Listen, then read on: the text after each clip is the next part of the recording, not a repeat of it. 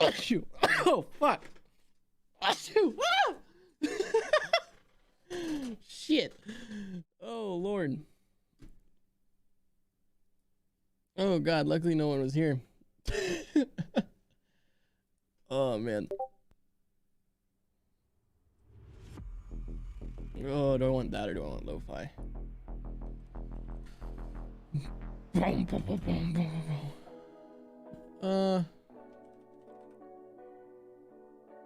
Yeah, I kinda want lo-fi today. Feeling relaxed.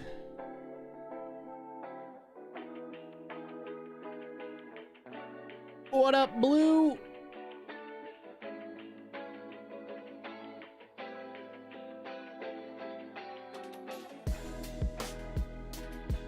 You were on that shit fucking quick, mate.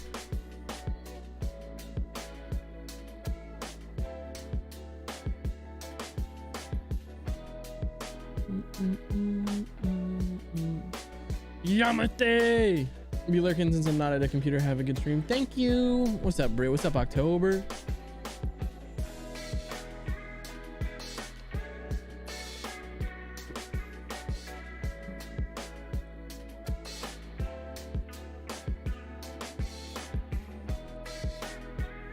Oh,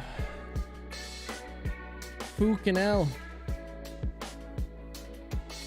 Don't want to open that. Don't want to open that. Don't want to open that. I'll open that. Okay.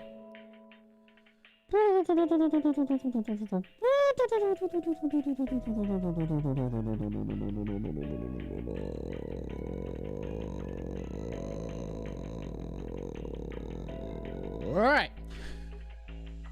Fuck. Good morning.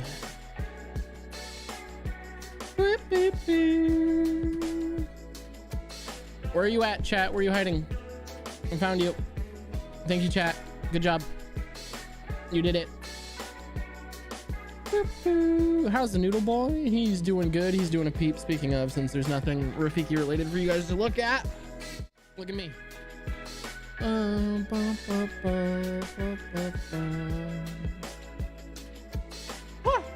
I look short.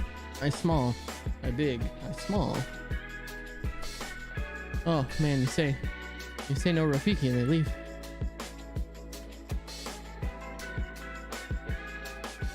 We hiding in the shadows. You with the noodle? Oh! Get taller. Because my chair doesn't like to support my fat ass. Woo!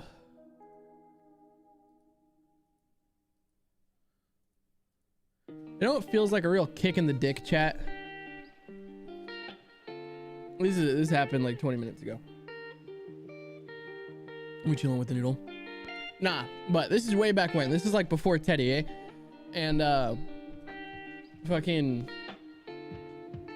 was talking to this girl. Me and her are still friends, but we were like talking. I ended up moving and like didn't really pursue it because I was like, nah, dog. Not like you can't do it. You're a big boy. You're round boy. Then you get on Instagram just casually scrolling. Her boyfriend for the past year is the same fucking size. She just likes big dudes. I thought it was a myth. Anyways. That's Taco's stories from Instagram scrolling. I'm small, chubby, and lazy. Want to be tall noodle boy. I'd be down to be a tall noodly boy. This is anything that's not a chubby boy.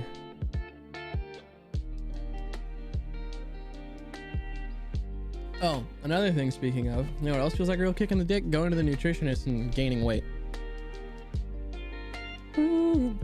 That also happened today. That was unchill. Some would say that is the opposite of Pog.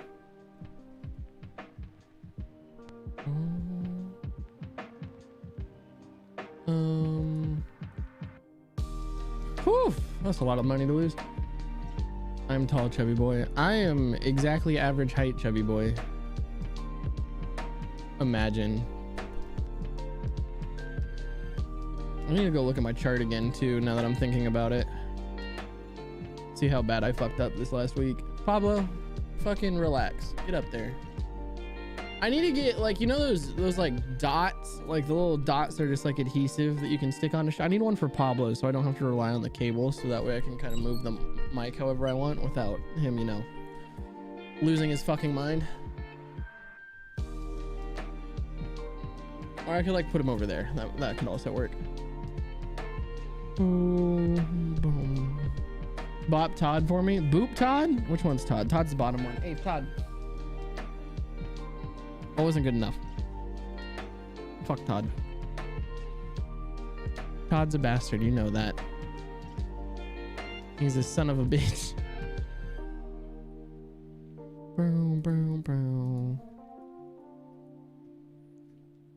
Why am I in a good mood? It's because I slept. I took a nap. Must be nice to be tall. Small squirrels need to be near tall tree peeps. October, then do I have a tall sturdy tree for you named Blue Claw?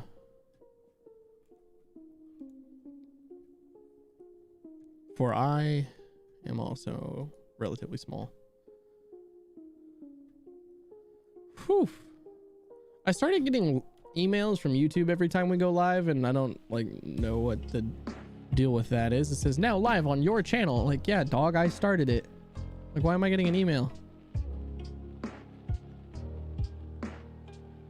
Paper. Got some paper I can use in frame. Ah, 6'5" man with tree trunks for legs. Sounds like a good place to live. Be a little squirrel, live in the hollow. Just hollow out part of your thigh. That's a little morbid. Blue, would you let me live in your thigh? I can deny it no longer. I am small. So this might end up being a homework stream, chat.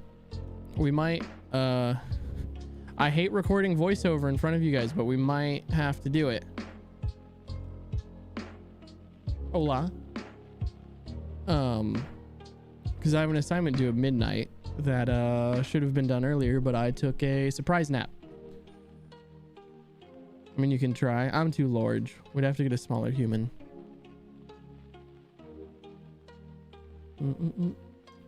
Chubby chubs. Attach as a MP3 or WAV file. Okay, cool. Where are the guidelines? Only 5'4". I'm coming in at a rippling 69 inches. What's up, Austin? How you be, mate? Congrats on coming in on the right account on the first try. I'm proud of you.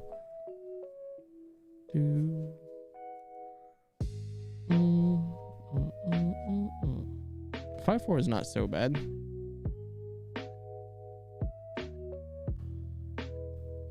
Chat, what was I looking for? I can't keep my noggin screwed on the right way.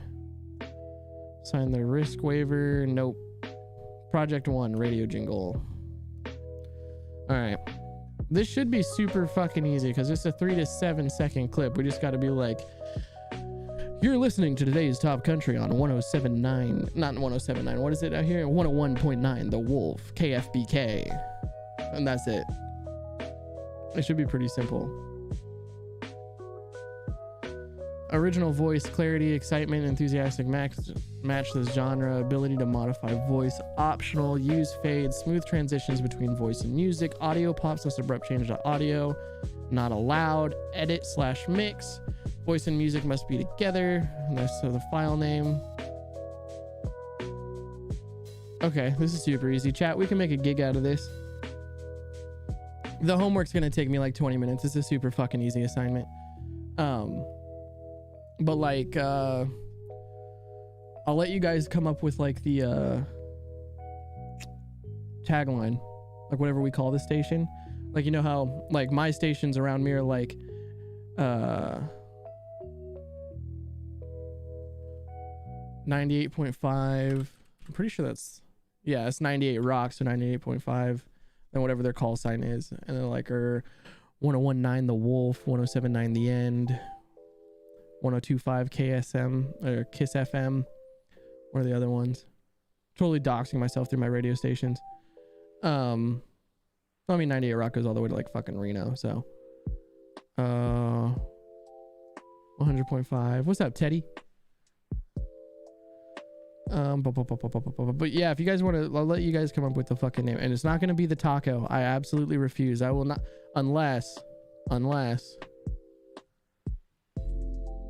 it's 85.5 Los Tacos. We only play Mexican music. Might get in trouble for that. But I'm just saying a mariachi for 855. Actually, how do you say 85 in fucking Spanish? Where's translate? Because I also think 85.5 might be fucking a Spanish station around here. 85. 85. I don't want to do the whole thing in Spanish though. No, so okay, so it has to be like it's numbers, like the station number, right, which is the frequency that you dial into so like the 98.5, all the ones I've already said, 98.5, 107.9. It only goes up to 10. It actually, the last one is 107.9 because the station here was 107.9 the end, because it was the end of the available frequency. It's like 80. It's like 80. I think it's like 83.9, or maybe it's 88. It's like 88.1 to 107.9. So the 420 MK won't work. Finally got my name change paperwork right. Nice, proud of you, Zeno. But let me think. You guys got any ideas? I kind of refuse to do taco because my teachers know I go by taco. And that has been a beautiful situation, specifically because my name on Zoom is Taco and nothing else. And every time I joined a class for the first time, 42 is not an option. Number too low.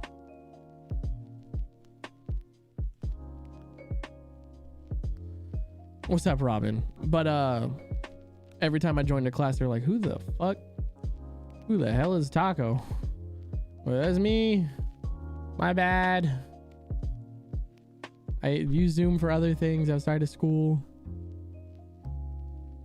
Fuck, what else? Anyways. No, I don't smoke weed, so I'm not putting a weed joke. You couldn't even do 69 if you wanted to. That number's too low.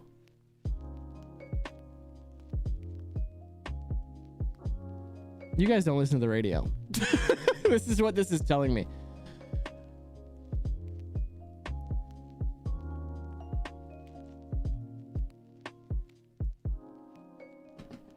I'm telling you, Chiefs, you can't even get into the 70s. Blue, I said 42 was too low. What makes you think you're going to get a 24.7? Wow, that would be really good if you could get down to 24.7. That's not a thing. We are grounded in realism.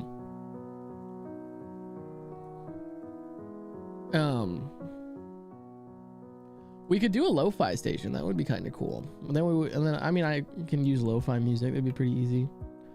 I could do my normal, like, relax. I don't have to do you're listening to 10.9. I could drop it down and do my relaxing voice and speak about here. A little bit lower in the register, though, as opposed to talking from the top of my mouth.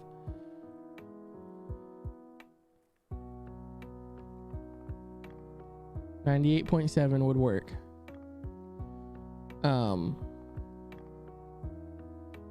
Do.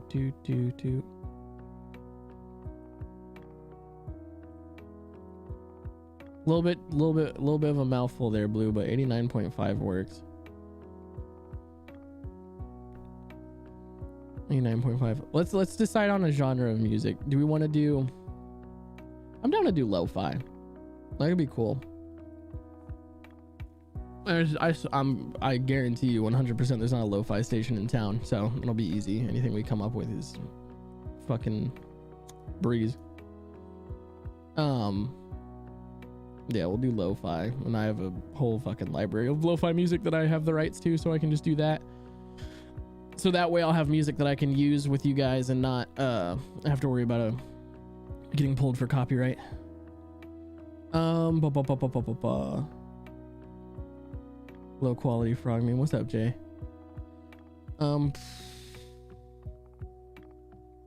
Fuck. The funny thing is people say my voice is relaxing, but I don't know how to like lean into that on command. Dead inside, dude. Same.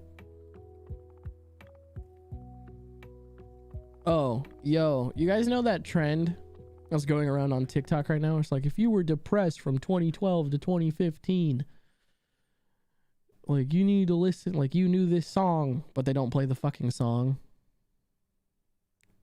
And everyone's like making videos about like there's a bunch of people making videos like putting trigger warnings over the song, and there's a bunch of people who are like, oh my god. No, it's not. That's not the TikTok trend, Jay. It's completely okay if you're still fucking depressed, but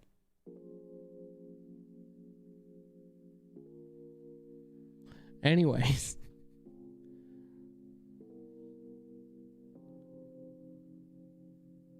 Y'all's depression went away. That's not what we're fucking talking about, Jay.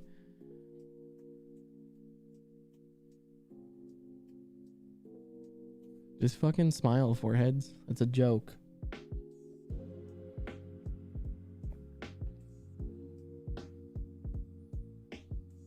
Infliction is hard to read through text. I require a /S, Jay. I can't tell what's happening in text. Can we also talk about like how the whole /S thing is kind of like, feels like, is this a hot take? I don't think this is a hot take, but it kind of feels like it's, god damn it. Kind of feels like a snake eating itself. I feel like it's our generation, like, it just feels like boomer shit to me. Like putting /S, it's like, I'm so bad at reading text, even though all my life I've had a phone and done text messaging and had to exist in an online community and determine tone of people through text messages. But I can't do it anymore, so here's a /S. I can't read cues. That's entirely different.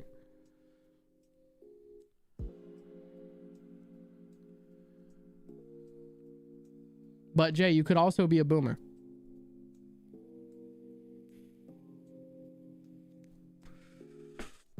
Okay. Fair enough. I actually didn't know that that was what its intent was. I just heard that it existed and was like, why? Proof? I can fix the Wi-Fi. Valid.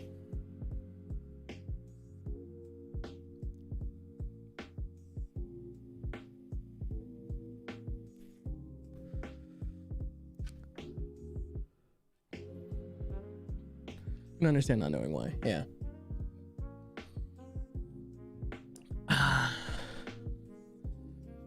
That's a joke that I probably shouldn't make. Hey, man. I want to make the joke because it makes fun of anti-vaxxers, but it's probably going to be received wrong out of context, but nah. Sorry for neurodivergent peeps, because picking it up through text is hard. Valid question, though. I mean,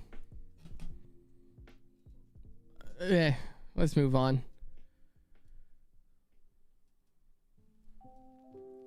Like, I'm not going to say it's like, what I was going to say is like, it's hard for people to like pick up tone and inflection in text for like even like neurotypical homies.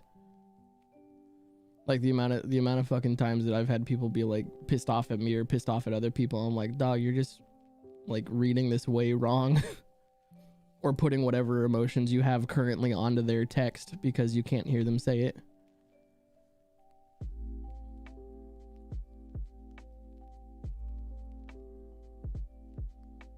What do you mean? Okay, hold on. Actual like legit question.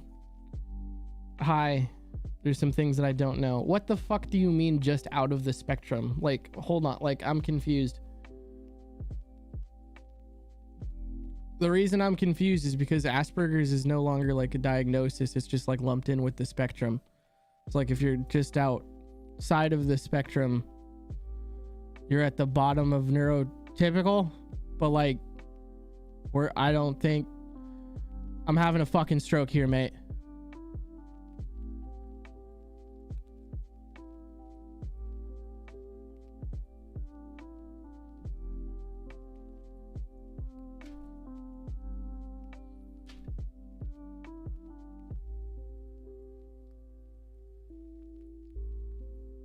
Yeah. Because it's like I have a bunch of fucking family members who are autistic. Also, the funniest fucking shit is hanging out with my autistic family members and the fucking autism jokes that they make. It makes me fucking cackle. Specifically my fucking aunt. She's the fucking worst about it. It's so fucking funny. I love her to fucking death. Her and my cousin. But man, oh, okay, there, got you. Okay, tracking. I was so confused. I was like, man, that's just not autistic. You can't. Because it sounded like you came at me and you're like, I'm slightly not autistic. I was like, that's just not. I'm tracking though, Austin. I get what you mean. Oh, fuck me. All right, I really want to switch topics, guys. Like literally anything else that will be like, because I'm like one fucking sentence away from putting my foot in my mouth and pissing people off. So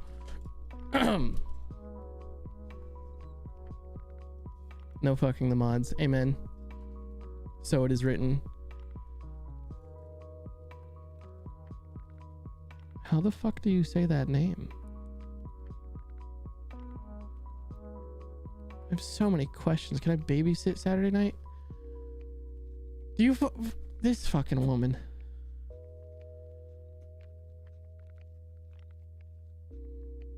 I don't have time to fucking breathe. I don't got time to babysit. I'm diagnosed with, but like I have. Gotcha.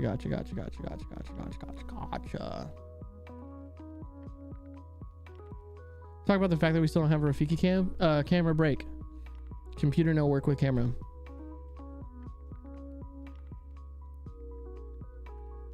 Zizix? Zizix? He's sick. Seek. He wears a turban.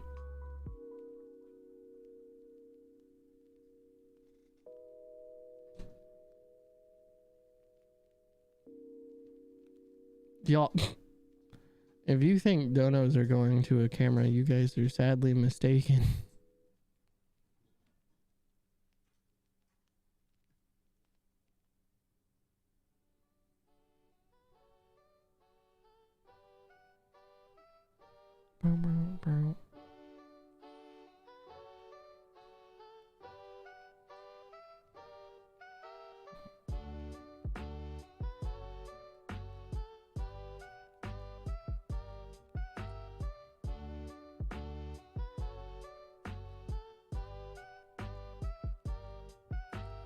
Mima's like getting ready to throw a party or fucking something. She's come down here like 3 times and nothing is more fucking disorienting than Mima coming down here while I'm trying to talk to you guys. She's left with a 2-liter of Pepsi. It's fucking going down upstairs apparently. But yeah, no, not going to. No, anyways, never mind.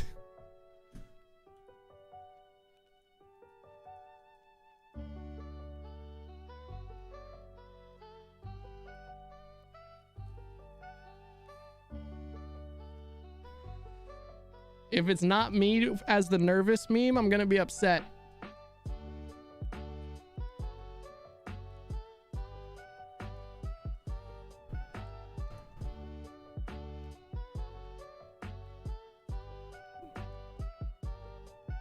Is this a hot take? I don't think this is a hot take. I don't think most things are hot take. Good news. What's up, Jay? Patreon automatically comes out at the 1st of every month. It better be the fucking nervous.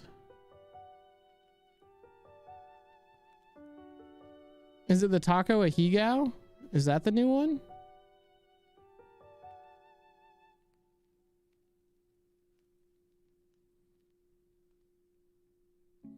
Technically speaking, Rafiki doesn't have to be in every stream. Look at Blue go. Look at Blue watching my videos where I talk about how much this shit sucks. So he got one. That's pretty fucking pog. I think we should add the... Oh, that's fucking spicy.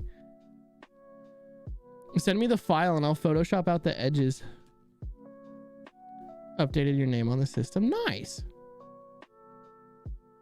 Austin, are you even a patron? Austin, why are you asking these questions? But yeah, send me the file that you use and I'll... Oh, you'd probably just tag me in it. Yeah, there it is. Nice.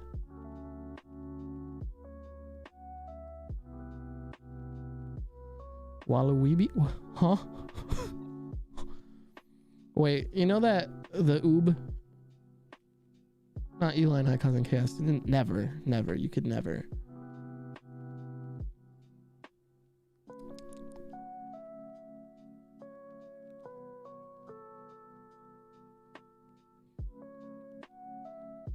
Why did all of those just come in at once like machine gun fire? Did you guys see that shit? Over there? They didn't like come in as they came in. They came... Anyways. What the fuck were we talking about? Eli sent me the thing. I'll Photoshop it out. I'm not doing that on stream. You guys don't get to look at that. But anyways. Yeah. Britt, do I tell them the situation? Because I feel bad. Like I feel like it's phishing. Why Austin saying donos would go to a new camera is very wrong.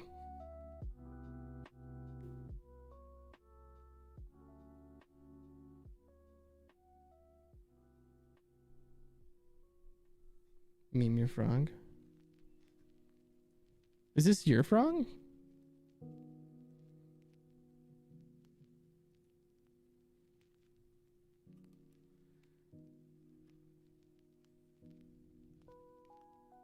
But not all of it. Well, I mean, in a dog, like in a month or two, they're gonna be forcibly aware of all of it. Like, this is it.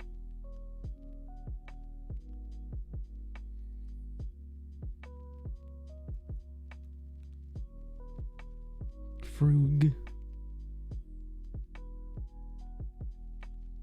But anyways.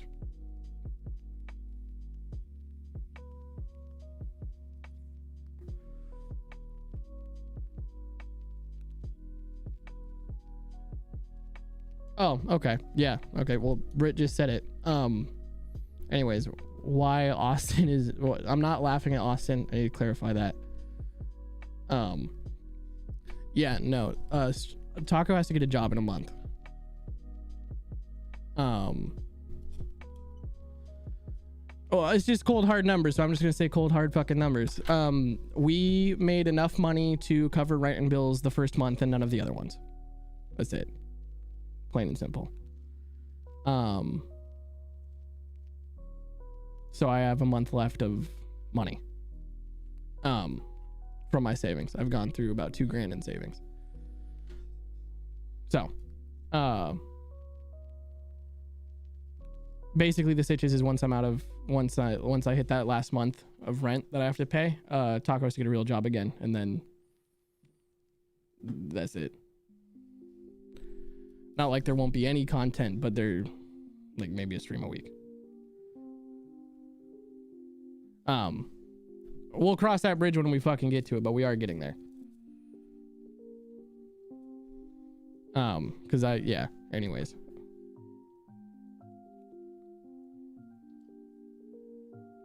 Well, no, there's a whole bunch of, there's a lot of factors. There's like decisions that I made, there's a lot of stuff that plays into it. It is in no way, God, I hate this fucking conversation because it feels like I'm going, you guys didn't pay me enough. But that's not the situation. It's a lot of different things. The two main things are here's the whole thing. Deciding to switch exclusively to YouTube was a very risky decision that I thought would pay off better than it did. It didn't. In the long term, I still think it will, but it didn't. We quartered our viewership and no longer get any money from Twitch because everyone's subs are gone because I don't stream there anymore. So the people that I expected to come over from Twitch to here didn't do it. It's only the core 11. Now that we stream on YouTube, it's a good day if we have 15, and I'm happy for my 15, and I'm glad they're here. The patrons, bless their fucking hearts, not in the southern way, but like dead ass. The patrons, the fucking 13 of you, 12 or 13 of you are carrying the weight of 80 people on Twitch. Like I cannot say enough how important those 12 fuckers are.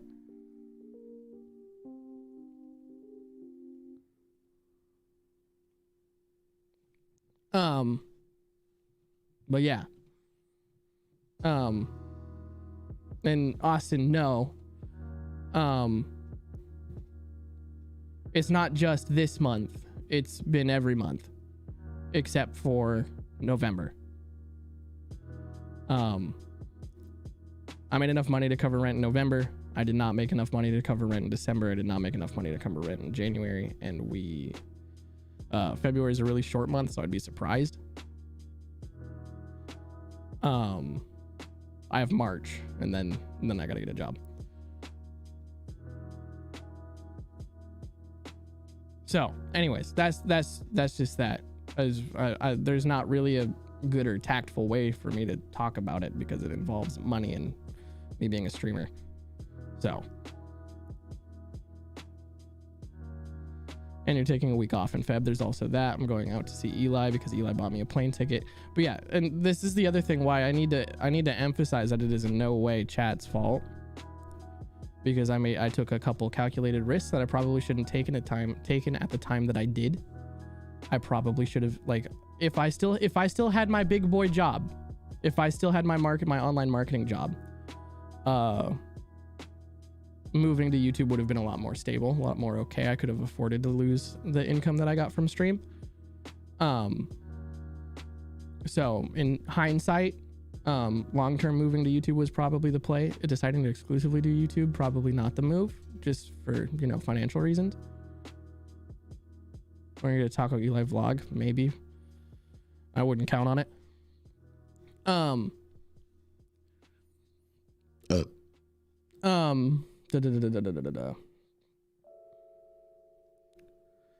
then there was the whole month of December where I just didn't exist. Like December and first half of January, Taco just didn't fucking exist to the internet because Taco was dissociating for over a month. So there's that, and that's on me. That's not on you guys. I'll take a maybe. We'll see. Britt and I are both bringing our cameras. So actually, no, I think just Britt's bringing her camera. I don't think I'm gonna have room for mine.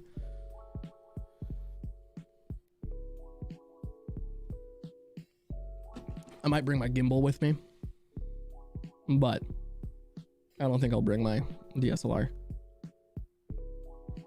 But anyways, that's that.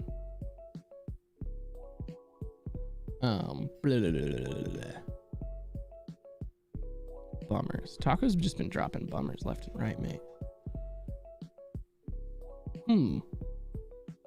What else to talk about? Literally anything else. This should have been a discussion for the end of stream or the start of stream. I don't know. It happened. Streaming week is all that I need. You being there as a streamer for your community builds, so I'm gonna be there for you. Yeah.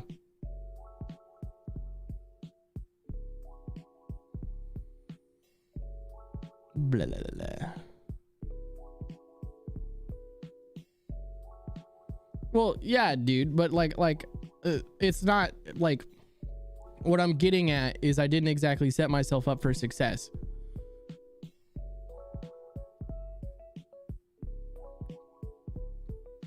Yeah. We'll again, it's not something that I've put a whole bunch of fucking thought into, but we'll see how everything goes. Once we run out of money, which I would like to not do, so I might actually start working earlier, but it's besides the point. Depending on income and stuff or what I end up deciding to do, I might only need to work 1 or 2 nights, which are literally my only free nights. So we'll see. We shall see. I did this streaming full-time, work full-time, and school full-time before. I can probably maybe do it again. I don't want to, but Needs are needs, mate.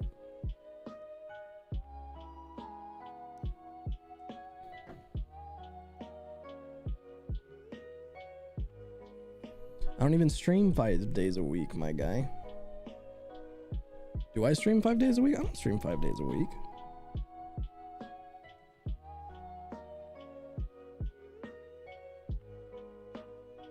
Huh. I guess I didn't really realize. Wild.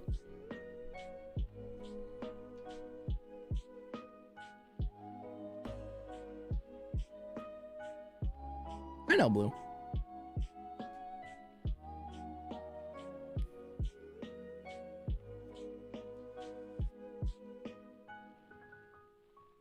And Thursday is about to be D&D. That is very true. 'Tis the truth.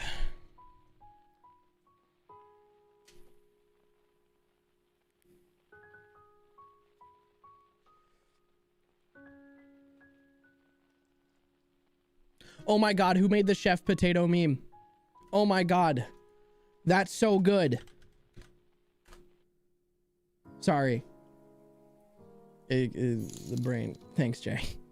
Pablo, we getting that paper. D&D starts Thursday, like this week Thursday. Like a couple days Thursday. You guys want to help me name my fucking character? Well, I just get completely distracted from the concept of homework.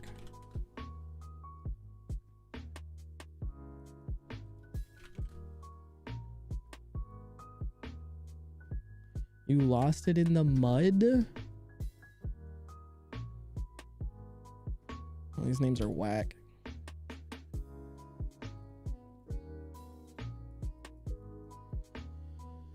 These names are dumb. Leo. Male. I would play a female character at a home table. I won't play a female character on stream. I'm not confident enough in my voice acting capabilities.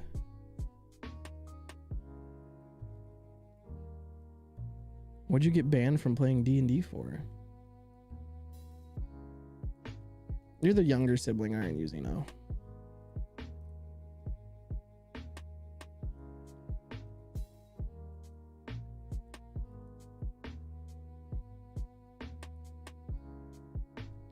I think you'd be great. It's just, well, Brit, if that was you, I'm gonna punch you in the throat. And Pablo, we getting that paper. This is also why I don't like talking about it. Because here, anyways, I'm gonna go on a rant real quick. Because here's the thing.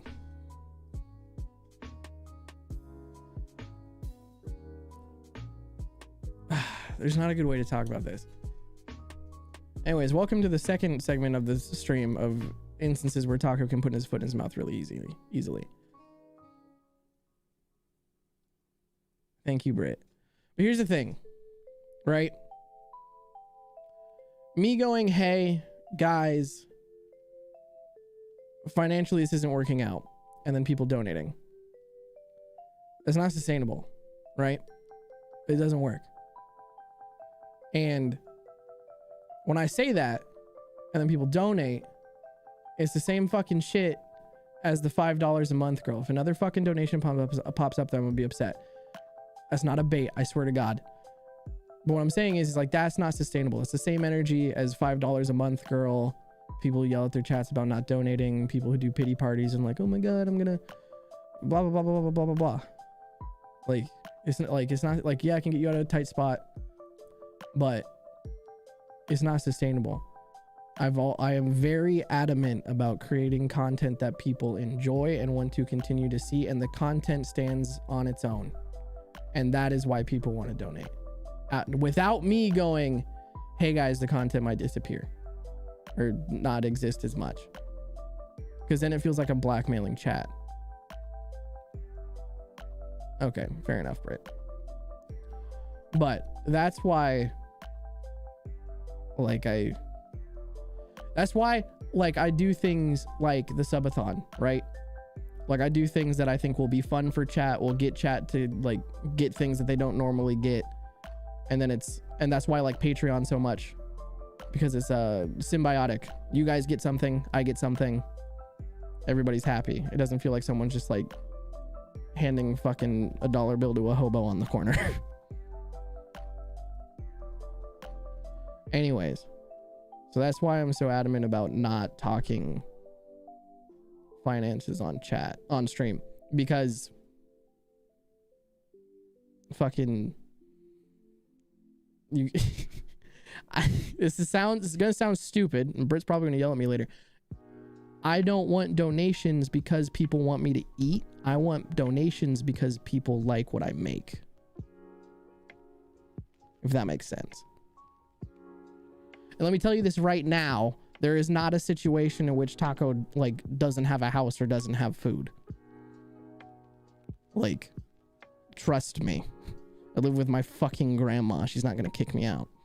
It's not like I'm gonna be like, Mima, I can't make rent this month. She's like, get out of my house. No, maybe. She kind of hates me being here, but not really. It's a joke. Like, I'm not in, like, compared to literally anyone else, I'm in a very, despite the conversation 5 minutes ago, stable situation. So anyways, that's my whole outlook on donos and things. Dear God, we're just going from one hot button issue to the next. You guys want to fucking talk about sexism? See the new UA races? I have not had a chance to look at them yet. I'm super behind on like D&D updates. I haven't even read Tasha's yet. I'm playing a Tasha's class and I haven't read Tasha's.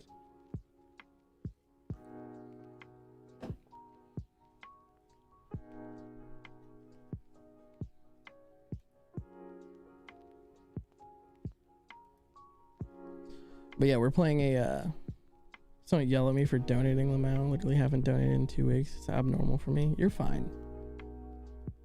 Sexism sucks. Fucking nailed it. Easy.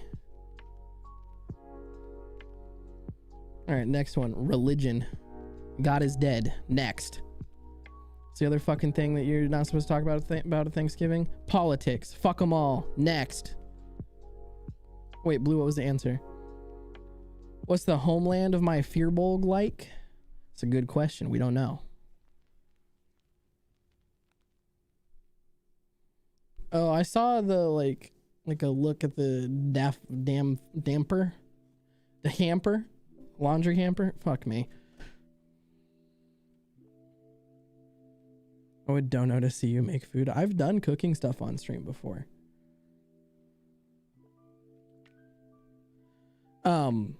Well, I have like my head canon for what I thought it would be like, but I haven't gotten the okay from Pfeffers because it kind of like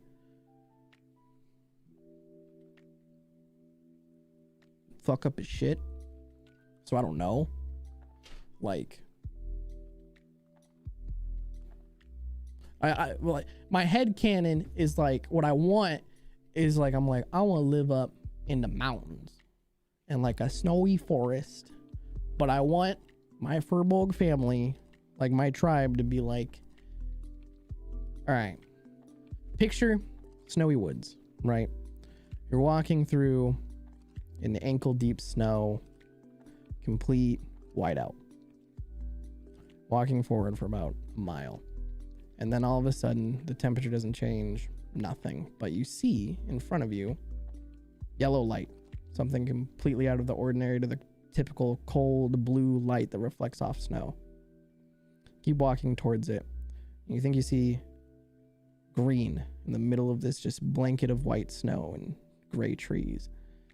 And you keep walking towards it, and you basically see like 2 to 3 acre circle where there's no snow. The trees have leaves. Like the light is yellow because the sun is coming through the clouds. Animals that should be hibernating are walking around. You walk in there, there's some Furbolgs or something, and like at the middle of the circle, there's something keeping the area warm, like a magic thing. That is where I want homie to live. But that is a very powerful magic rock or whatever the fuck is in the middle of that Pfeffers would have to account for. So I haven't gotten an okay from Pfeffers on that idea. Oh, fuck. I'm on top chat. I was wondering why the other chat was moving differently.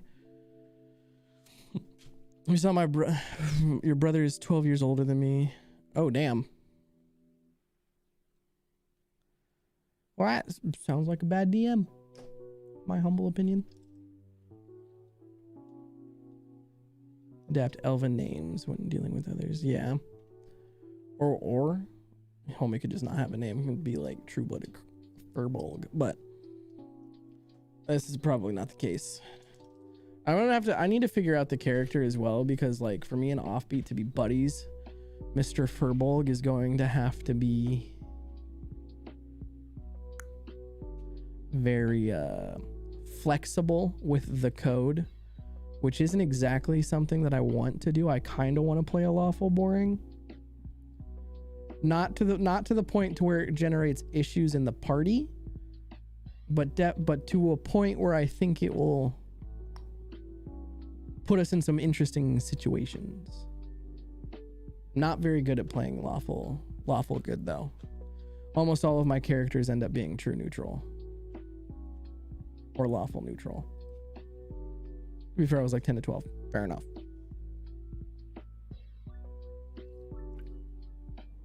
But he still needs something thonkin'.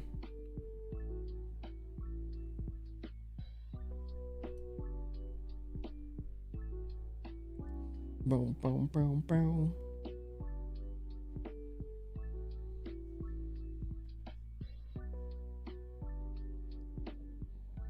You know what confuses me is why radio stations can't be on even numbers. The point is always an odd number. Moves in twos.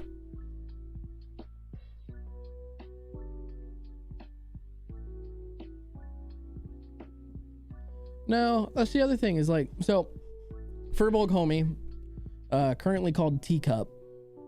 I don't know how we landed on Teacup, but that's where we're currently at.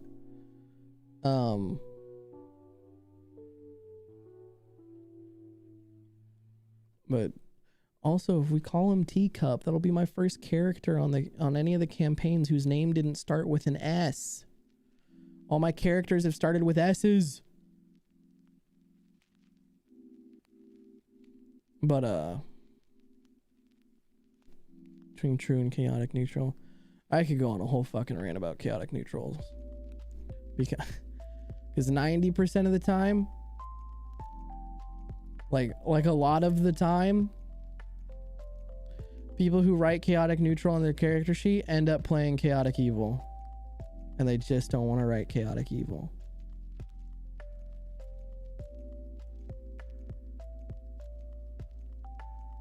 Chaotic neutral is probably, in my opinion, the hardest alignment to play.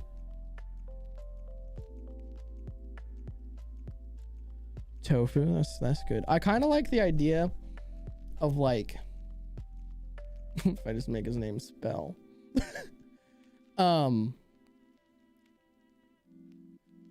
Toshi! I'm gonna make his name Toshi. Eli, can I name him Toshi? Dead ass.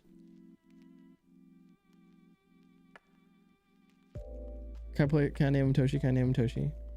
Fuck yeah. Okay, his name's Toshi. Toshi! Oh god, how would I name, oh god, how would I say his name in his voice?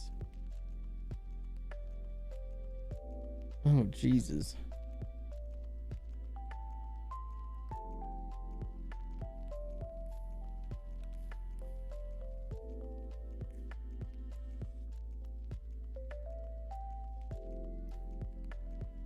Toshi Poggers. How the fuck?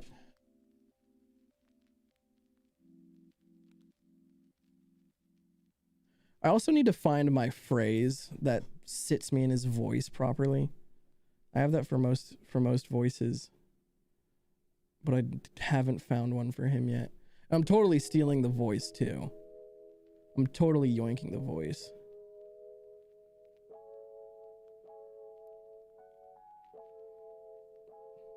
The Kermit voicing. I'm Kermit the Frog here with my friend Toshi. Me and him are gonna go visit Miss Piggy for dinner. A little bit too nasally, but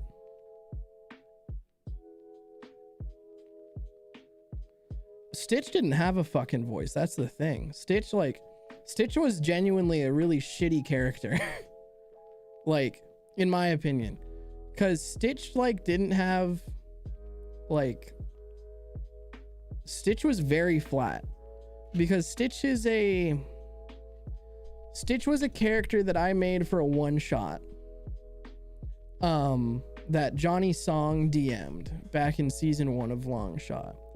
And Stitch literally existed to be the opposite of Tori's character, because Tori was playing we were all Genasi. Tori was playing a fire Genasi barbarian, and I was playing a stone Genasi cleric who was just a doctor and knew about germ theory and shit. So Stitch originally exists to poke fun at all the dumb things that we did in the fantasy world that in the real world we would be like, that's fucking disgusting. When one time Tori slammed a leg of meat on the table in a public restaurant and just started eating it, and then Stitch sat there and was that's argued with them about why that's gross. So Ganassi? I say Genasi. So that's the type of character Stitch was, and I was like, oh, we're a group of fucking goofballs. I'll probably have someone to bounce off of like that, kind of expecting it to be offbeat. But Steam Whistle was not that at all. I didn't have someone like that to bounce off of, so Stitch's character concept kind of went out the fucking window. And with that, his voice. Because then Stitch just became an exaggerated version of me. He just became a more drug addict version of Taco. Stitch was 100% me playing myself as a D&D character, with the tendency to the desire to do experimental shit, the tendency the desire to fucking pick up Tommy, or Thomas as he preferred to be called, stuff like that. Stitch was 100% just me dialed to 11, which made him meh. Stone was the character from the first season. I love Stone. Stone was really good. Stone was Stone's concept was just this is how I make characters. I pick an aspect of myself and I exaggerate it. If I don't have a whole cloth concept that I want to do from blank, I pick a characteristic of myself and I exaggerate it. So my favorite character that I've ever made was so-and-so, who was a changeling sorcerer, and his concept was basically, I was like, I want to play Roger the Alien from American Dad. I didn't know that's what I was making when I made him, but that's what I ended up making. I ended up making Roger the fucking Alien with infinite personas, who would run around town and maintain different shops. It was such a good character. This is how the stream goes. But so that's homie. Also keep in mind that I primarily DM. I'm way better at writing NPCs than I am at writing PCs. So that was so-and-so.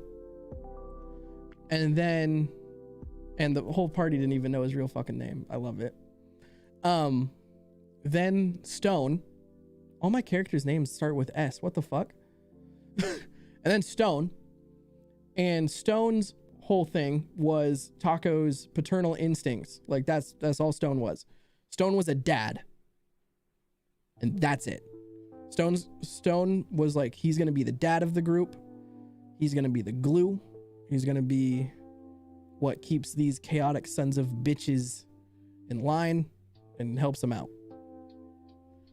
Stitch was, I have to use an S name. I'm sorry, I can't use Toshi. It needs to be an S. Stitch was going to be his character concept that I said before, which isn't necessarily a part of me. I am kind of the fact checky friend, but in reality, that's more mouth than me.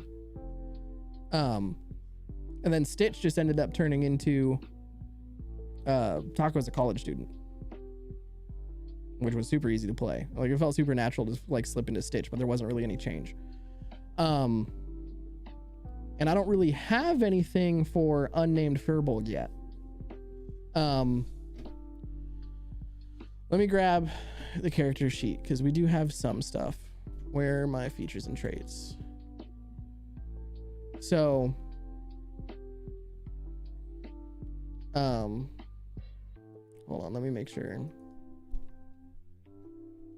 that we're chilling on the homework thing. I don't think it's due until midnight.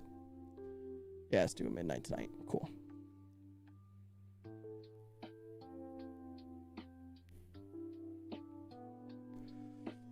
But so what we have for the Firbolg, currently known as Teacup, is he's a wizard.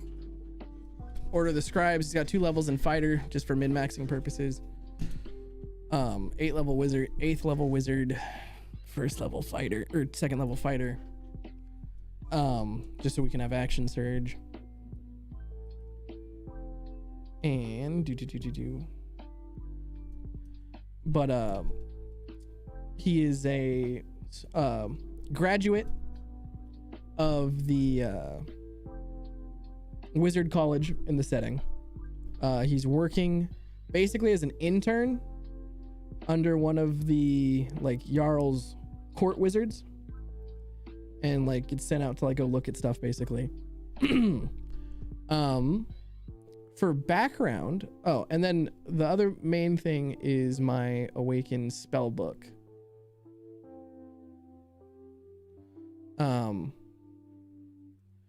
That can do manifest mind, where basically I the consciousness of my spell book manifests and hangs out. Which can look like a dude, it can look like just floating text. I'm gonna do a dude because then here's the next bit. The next bit is for the background. We ended up going with the haunted one, which I really liked. I just don't like how edgy it is. So, because I the reason I picked the haunted one is I liked the idea of whatever is in the awakened spell book haunting the character. I liked that, where the tool that I used for magic is also like something like kind of causing issues for the character at the same time. So the haunted one, let me pull that up real quick.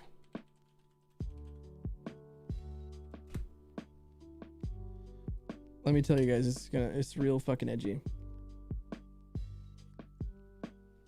So I need to figure out how to work this into the character. The haunted one. You are haunted by something so terrible that you dare not speak of it. You've tried to bury it and run away from it to no avail. Whatever this thing is that haunts you, cannot be slain with a sword or banished with a spell. It might come to you as a shadow on the wall, a blood-curdling nightmare, a memory that refuses to die, or a demonic whisper in the dark. The burden has taken its toll, isolating you from most people and making you question your sanity. You must find a way to overcome it before it destroys you. So there's a couple things we could do with that. Pfeff really likes, Pfeffers hates horror as an experience, loves horror as a writer. It's very confusing, but,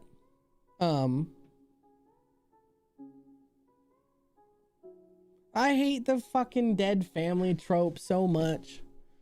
Like, I hate it. No fucking D&D character has living parents. Hold on. I dislike that trope so much that I made a second adventuring party in my setting, in Vale, my world, called the Broken Family. That was just a group of adventurers with edgy, sad backstories, like all of them with just super crazy, fucked up trauma. and blah blah blah blah blah blah blah blah blah that existed not like in parallel with my party, like my adventuring party. That existed in parallel with them, and eventually like sometimes they would like run into each other and be like, oh, look at that guy, like, oh, look, they're here.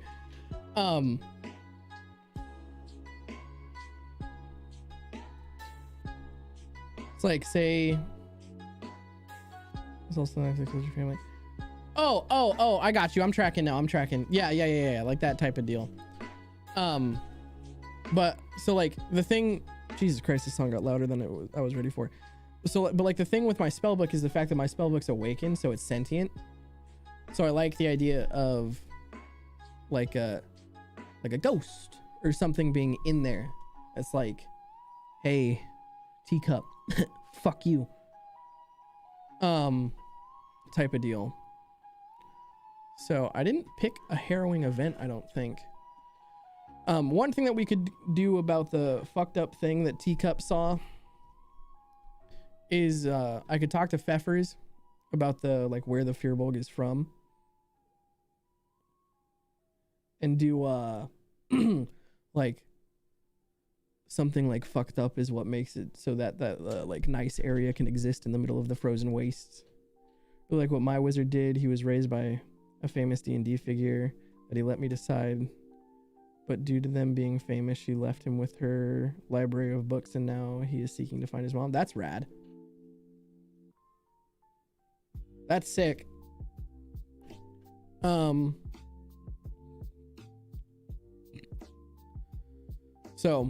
one thing we could do is like, if Pfeff lets me have the like cool little area that I wanted my Firbolg homies to live in, we could do something like there's something fucky wucky with how that gets maintained. There's a lot of magic. And I could have like stumbled upon it on accident. That could be the thing. Like in Warhammer 40k, right? Like every day there's like 4,000 magic users, human magic users that are just sacrificed to keep that son of a bitch alive. Something like that. And one of those like ghosts is what's in my spell book. That would be kind of sick. So I just like carry around a reminder of that.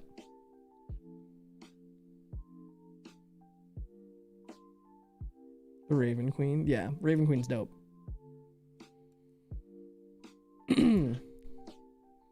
Let me go back and see what personality traits I gave homie. He refuses to become a victim and will not allow others to be victimized. He puts no trust in divine beings. I try to help those in need no matter what the personal cost. Probably write that one out. This is my favorite one. None of your current party has dead parents. Thank God. I don't think Razor's in here. Let me check. I'd be surprised. Not as far as I can see. My bond is I have a child to protect. I must make the world a safer place for him or her. And I took that bond not because I want my character to have a child, but because Offbeat's character and my character were college roommates. And Offbeat's character is like really like annoying and dumb and just kind of stumbles through things. And my character was like, oh, he's like, oh, look, it's stupid. And it's like taking him under his wing. And it's just like, I'll make sure no fucked up shit happens.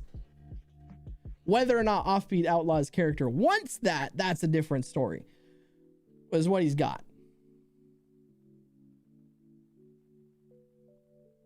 My kobold sidekick for my campaigns, dude. The kobold sidekick was hype. What was his name? I forget my kobold's name. Flaws. I have certain rituals that I must follow every day, and I can never break them. I like that one. Like, I have to poop at noon. Every day. Not something like that, but probably something in the morning. I have to do this loud ritualistic chanting every morning, or my spell book will kill me. I don't know what that will be specifically, but we'll come up with something. So, I like the character. It's just like there's just a lot of like little holes to fill. I can't remember either. We need, all right, names that start with S.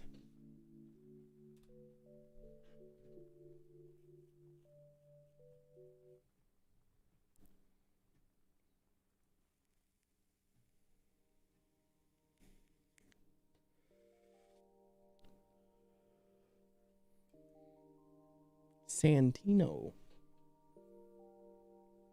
You don't have a Space Marine suit that turns your shit into food. I do not have a Space Marine suit that turns my shit into food, which is so sad.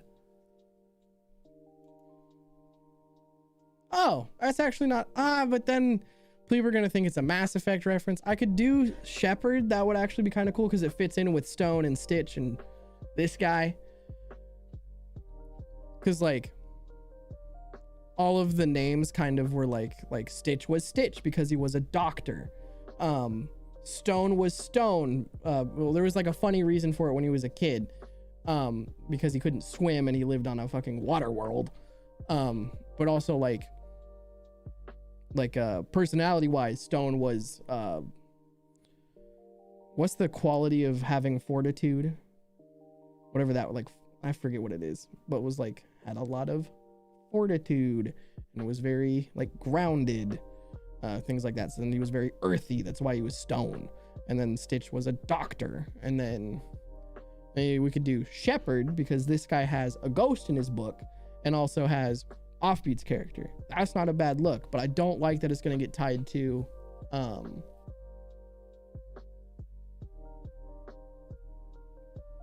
Mass Effect.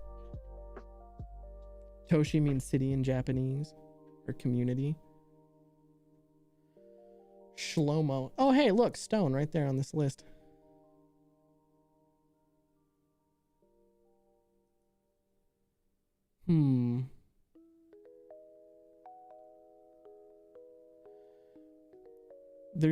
Okay, so I'm looking at a list of top 100 baby boy names that start with S.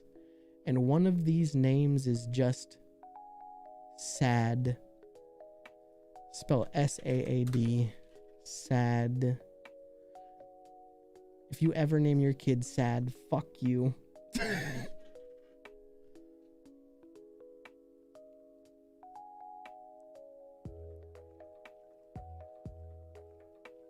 I kind of really like Shepard. A lot, actually. Huh. Silas, yeah. Silas, I don't want to do because Pfeffer's campaigns are already riddled with League of Legends references. Saad, I don't know, maybe. I like... Another thing that I really like about, like my names for PCs are almost always like either characteristics, like hope, faith, shit like that, like those types of names, or like one syllable, like descriptors, like Stone and Stitch.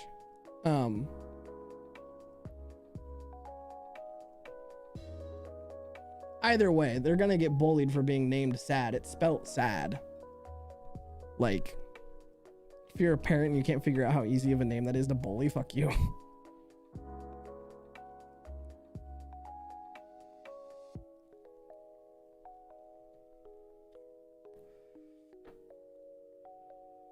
I kind of like Seamus, but it sounds a little bit too Irish. A little bit too human. The other thing is with names and Firbolg, like they don't like have a need for names to begin with. This guy would only have a name because he's like dealing with other people who aren't Firbolg, so I feel like the name is going to relate to what he did in the tribe. I only know Silas from a book. Oh, gotcha. It's also a playable character in League of Legends, and like there's a lot of League references in Pfeffer's campaigns. Let me look up I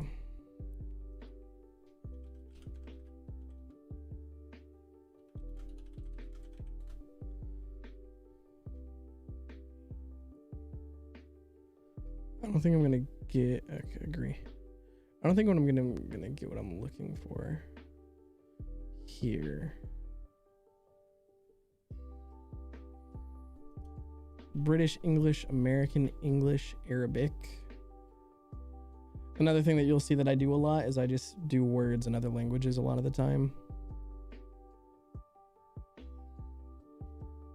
Oh wait, what's it in Russian? Pastuch. Pastuch. Hitsijikai. Hitsijikai. That's a little bit too blatantly weird. Let's go to translate. Good old Google Translate.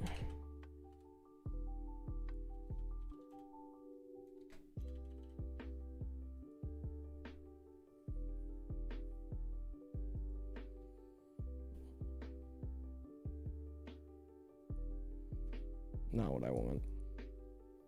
Do do do do do do do do do do do do do do do.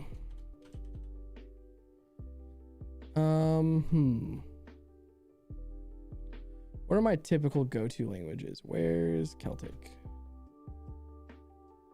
Where's CE? Or Gaelic? I use Gaelic a lot.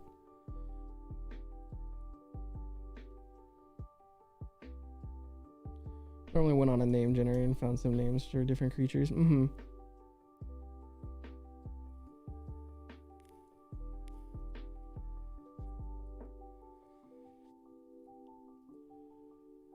What does that say? Oh, it starts with an M.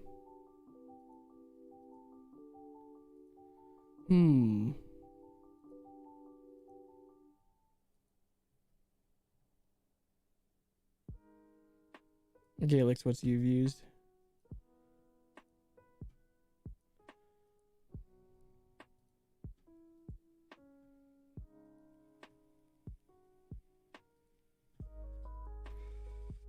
Maybe I need to not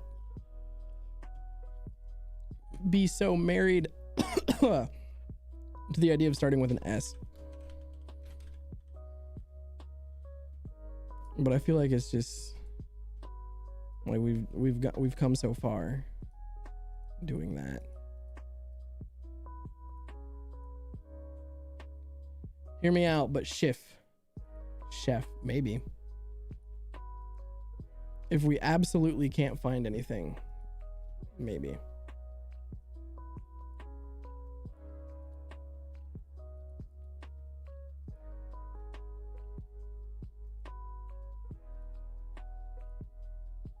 That's a long. I don't even know what language. I don't even know what language that is.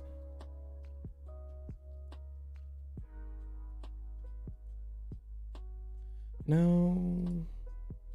All of these are gonna.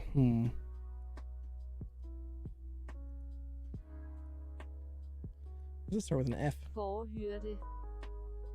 Usually pick a word that sums up the character and look it up in another language. Yomp. That's currently what we're doing.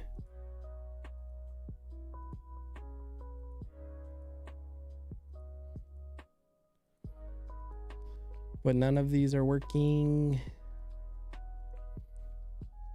Burger. Berger. That's not what that says. That's French. Rayleigh? Rayleigh.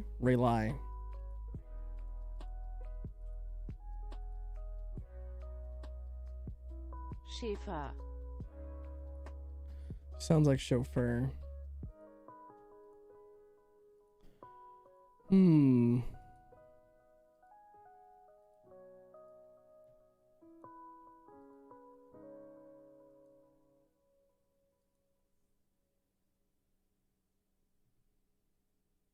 Rayleigh.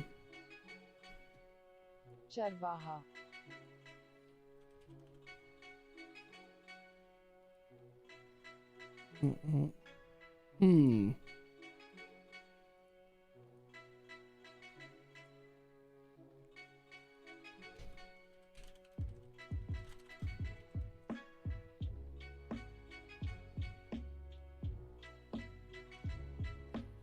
What's up, Mimi?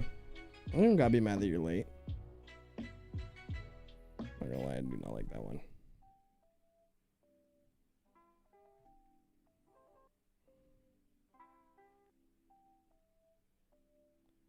Do.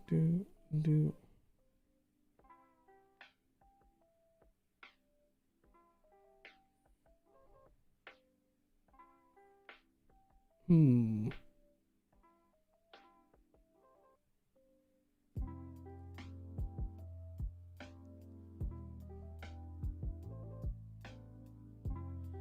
Interesting.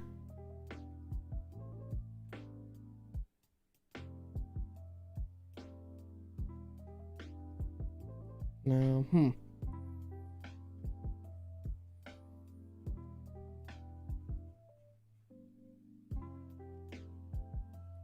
Let's do.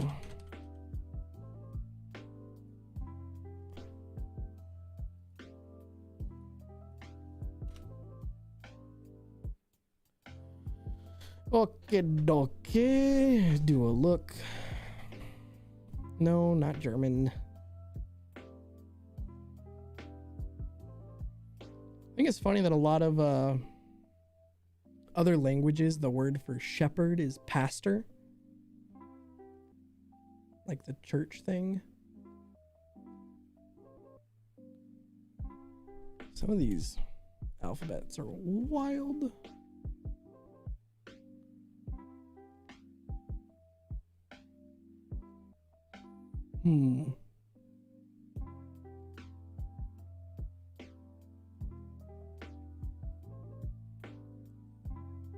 Took 2 years of creative writing. I did not know that.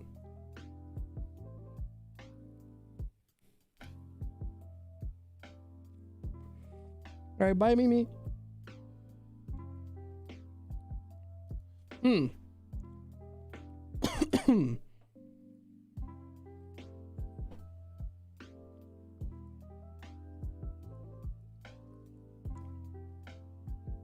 Yeah, I don't know. I don't know what to name this dude.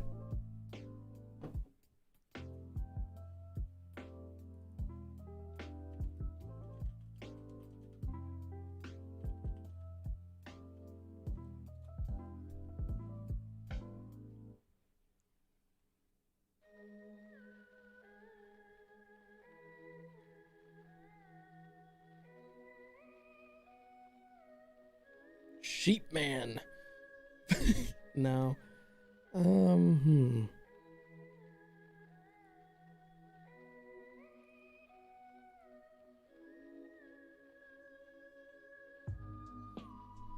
Interesting.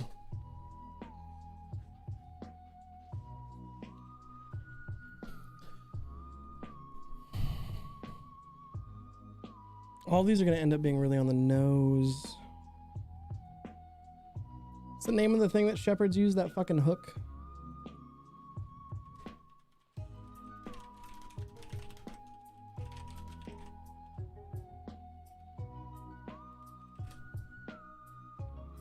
It's called a crook. Okay.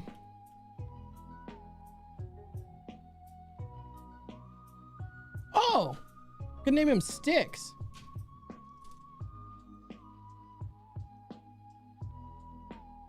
That actually might be really good. No, like the river. Because that's not on the nose.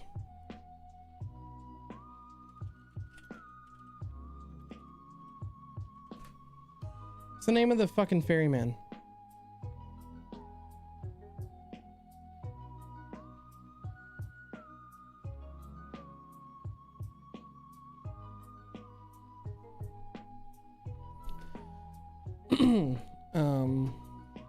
What is the name of the ferryman on the river Styx? Okay. Herberth and Nix, whose duty is to ferry overs. Is that Char or is that Shar? Like SH or Cha? Cheese or Chef?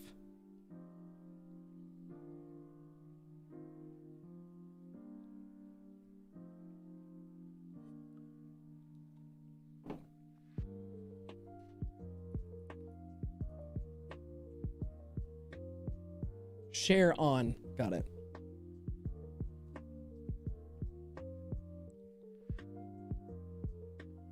Charon. Okay. But then that's back to feeling 2 on the nose for me. So Steeks.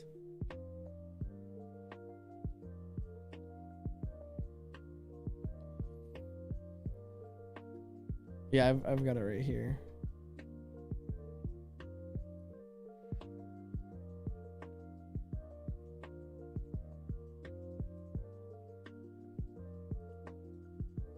Find it.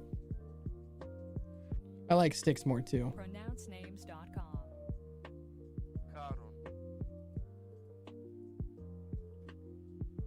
All right, we got his name. The fact that this is the list of my characters that I've played on this fucking, that was a bonk, that I've played on this fucking campaign. We got Stone, we got Stitch, now I got Sticks. It's gonna be so hard for Pfeffers to not call me Stitch. Glad we named the boy though, and I feel like that's a good name. Let me see if Pfeffers is free. Is Pfeffers streaming, Brit?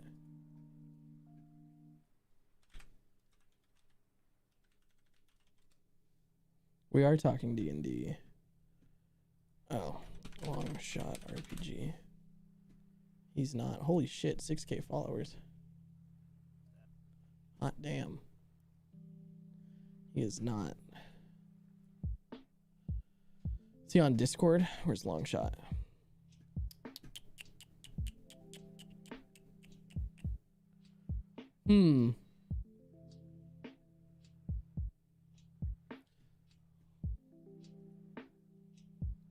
Where's the group chat?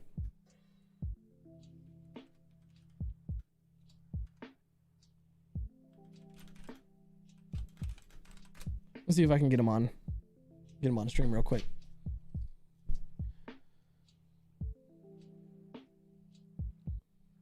So chat, what did we come up with so far? I'm gonna get a notepad going.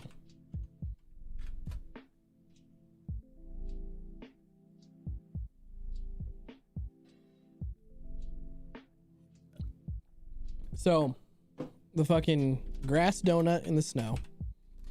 We have potentially fucked up shit to power donut. This is the funny thing is this is how I take notes for fucking school chat.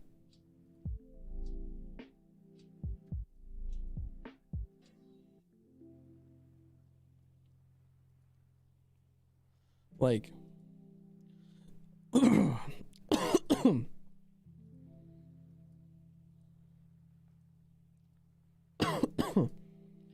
dear Lord. It's not, he's at all. Yeah, I DM'd him. Emotional support peacock?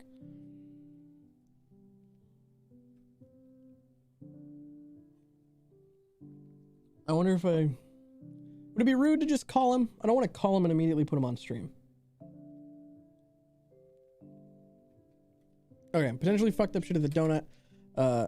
Ghost in book. Ghost could be from donut shit. That sounds dangerous, yeah. Okay, what else oh, his name is fucking Sticks.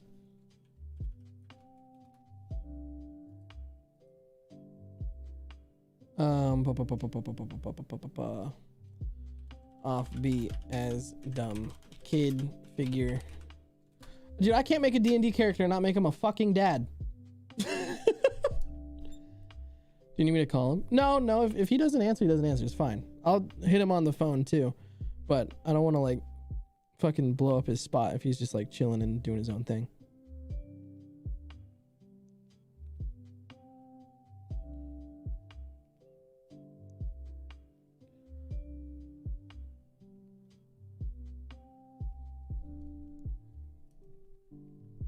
We'll see if he responds.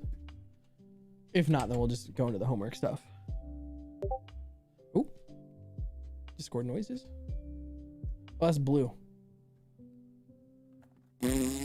Emotional support peacock barred from United Airlines plane. Fuck United, bro.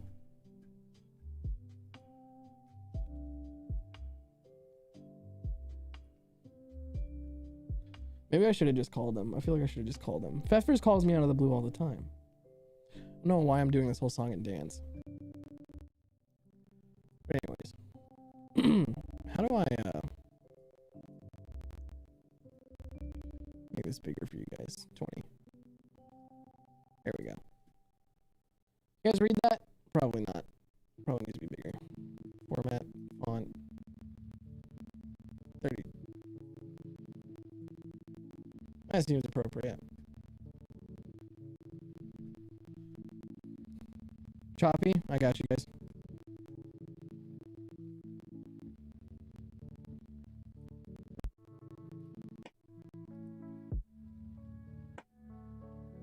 Hi guys.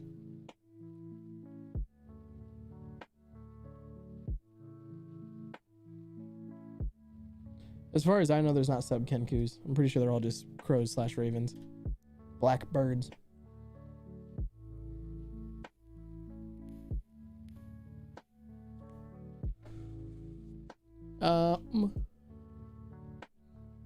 What else did we talk about?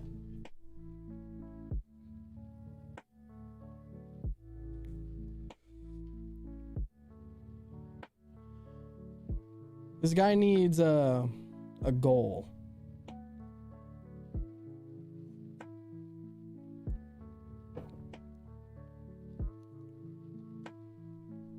We need something that he wants to do. Well, I mean, his name is Styx. So it's probably to get the fucking ghost out of his book. But then he loses, like, then that would lead to him. I wonder,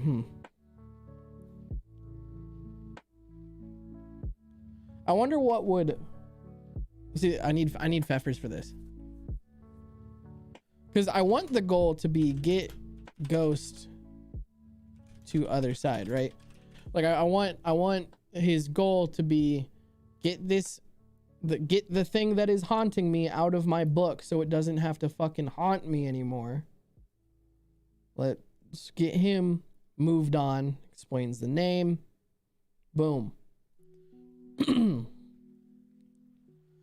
And chat, I also hope you're ready that if Pfeffers doesn't let me have a ghost in my book, we're gonna have to change his name.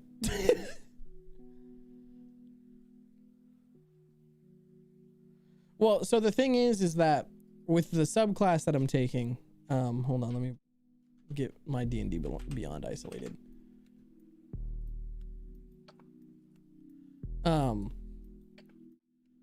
With the subclass that I'm taking,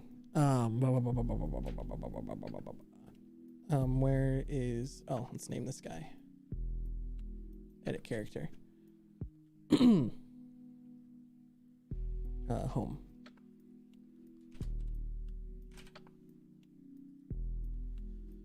Where's this class? Cool. So the main thing that makes him different is he gets a cool pen. He can copy, he can make spell scrolls, which is really cool. But the main thing is his awakened spellbook, which means my spellbook is basically like sentient. So what it does is using specially prepared inks and ancient incantations passed down by your wizardly order, you've awakened an arcane sentience within your spellbook. See, that's more flavor that's going to be needed. That's going to like be changed a little bit. I feel like I'm going to be asking for a lot. While you are holding the book, it grants you the following benefits. You can use the book as a spellcasting focus for your wizard spells. You can cast a wizard spell with a spell slot. You can temporarily replace its damage type with a type that appears in another spell in your spellbook with magic, which magically alters the spell's formula for this casting only. The later spell must be of the same level as the spell slot you expended. Cast a wizard spell as a ritual. You can use the spell's normal casting time rather than adding 10 minutes to it. Once you use this benefit, you can't do it again. So you finish a long rest. So I get another free spell slot for ritual spells. And then the other thing is manifest mind. So like if my goal is to get ghost out of book, right? Does that mean I lose my awakened spellbook? I'd have to leave that to Pfeffers because I don't want to know what will happen when I get ghost out of spellbook. But The other thing is manifest mind, which is really fucking cool, which is this that we got a 6th level. So you can conjure forth the mind of your awakened spellbook as a bonus action while the book is on your person. You can cause the mind to manifest as a tiny spectral object hovering in an unoccupied space of your choice within 60 feet of you. Spectral mind is intangible and doesn't occupy its space, and it sheds dim light in a 10-foot radius. It looks like a ghostly tome, a cascade of text, or a scholar from your past, your choice. We're going to be going with the dude. While manifested, the spectral mind can hear and see, and it has dark vision within a range of 60 feet. The mind can telepathically share with you what it sees and hears. No action required. Whenever you cast a wizard spell on your turn, you can cast it as if you were in the spectral mind space instead of your own, using its senses. You can do you can do so a number of times per day, equal to your proficiency bonus, and you regain all expended uses when you finish a long rest. As a bonus action, you can cause the spectral mind to hover up to 30 feet to an unoccupied space that you or it can see. It can pass through creatures, but not objects. The spectral mind stops manifesting if there's ever more than 300 feet away from you, if someone casts a spell magic on it, if the awakened spellbook is destroyed, or if I fucking die, or if you dismiss the spectral mind as a bonus action. Once you conjure the mind, you can't do so again until you finish a long rest, unless you expend a spell slot of any level to conjure it again.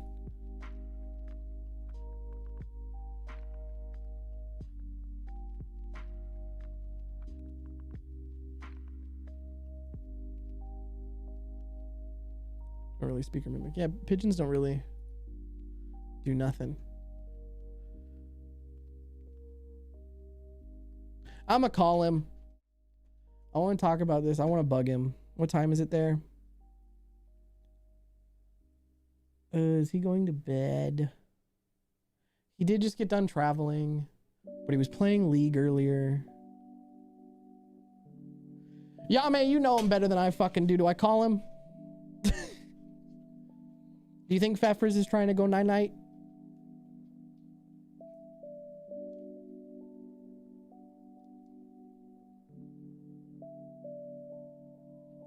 Oh. Fuck.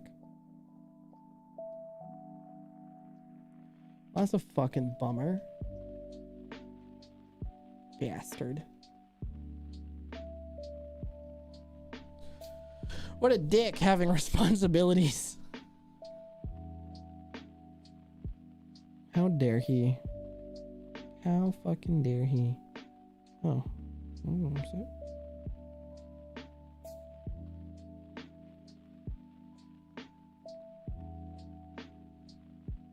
Eli, why did you send me that image? That's a bummer.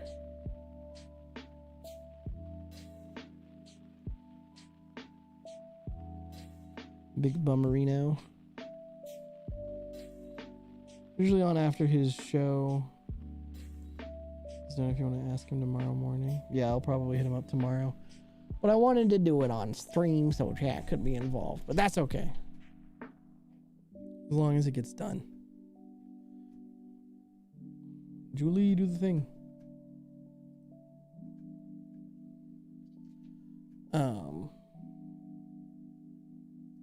Alright, well. That's all the shit that I need to do for that. Simple as. We've only been going for an hour and a half. Wow. Oh, yeah. But yeah, I feel like he's gonna call me Stitch so fucking much, man. He's gonna call me Stitch so much. So much.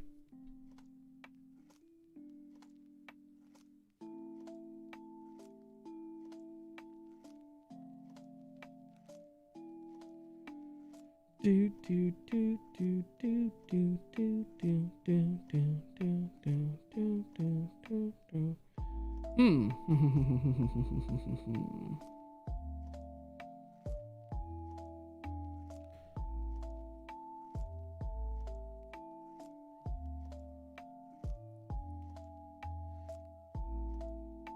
What y'all think about a druid earth genasi, but like a sand color and uses desert circle? That'd be rad.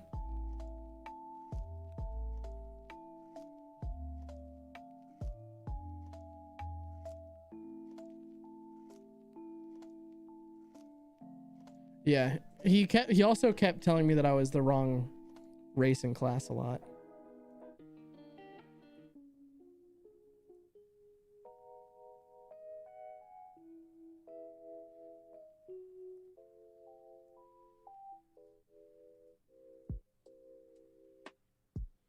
I think this might be the one that we use.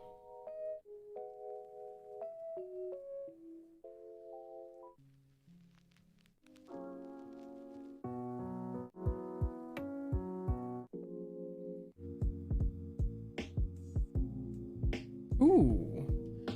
Sorry, I'm picking what song I want to use for the homework assignment.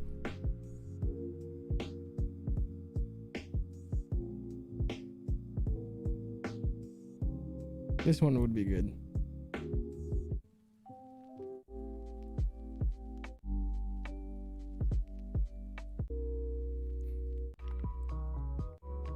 Actually, though, would totally kill for a lo-fi radio station.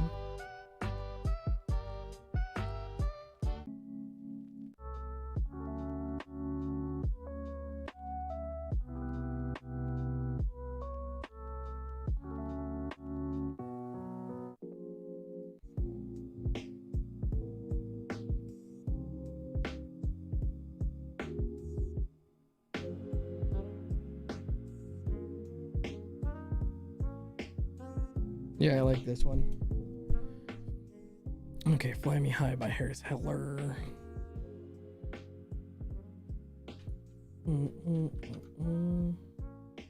Oh, I have a bunch of lo-fi playlists. There's just something about radio specifically.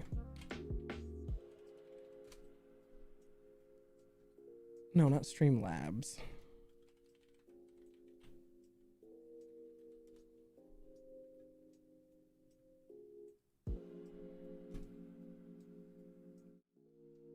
Welcome to Stream Beats.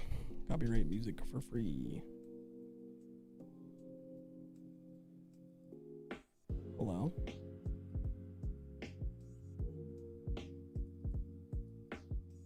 Harris, why is your homepage so confusing?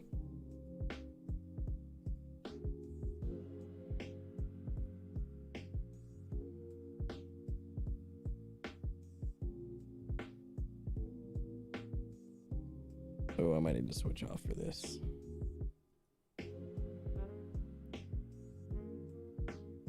Ooh, which one is it from? It's from In 4K. It's called Fly Me High. There it is.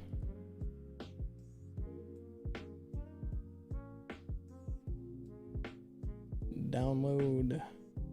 Direct download. Show in folder. Show in folder. Thank you.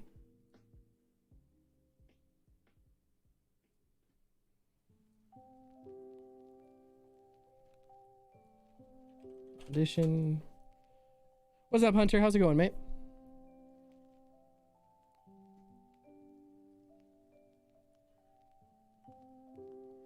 Multi-track, radio, jingle, browse, not He-Doobie editing, put on the desktop.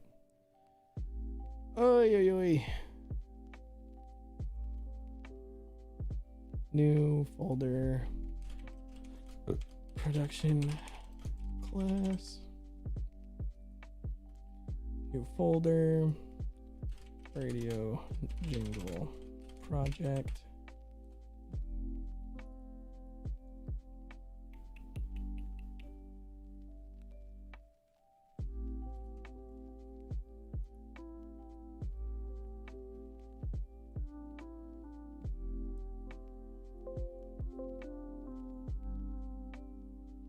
Okay.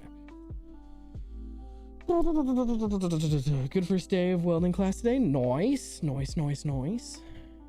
Glad to hear it went well. All right. Pitter patter. Let's get at her.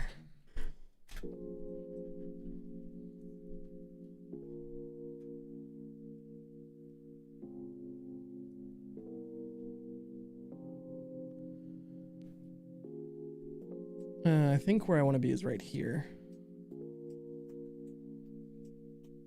Where my cursor do be moving. That little drop off. What's up, Ivan?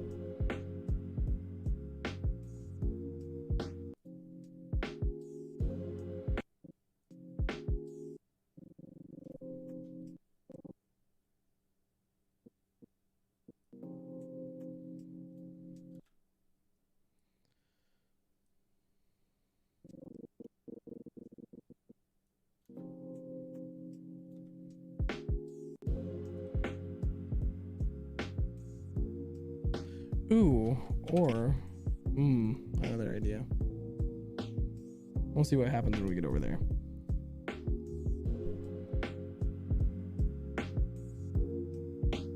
Do I get another symbol hit here at the end, or does it just drop out? No.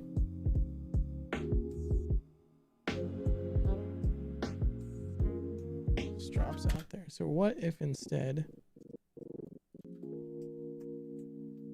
No, I didn't make this. God, I fucking wish.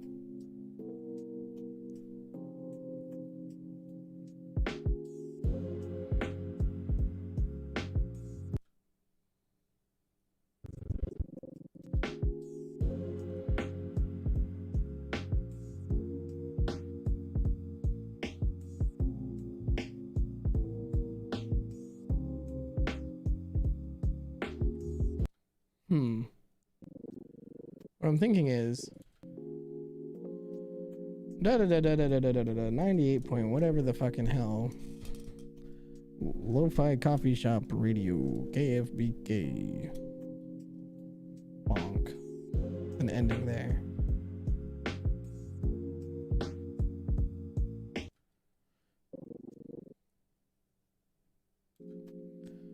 So like in this bit, like fades in, drops out. You're listening to 88.7, whatever the fuck we call this station. KFBJ. Nice. Bonk. And then that's where it fades out. Hold on. Let me look up examples of radio call signs. Radio station IDs.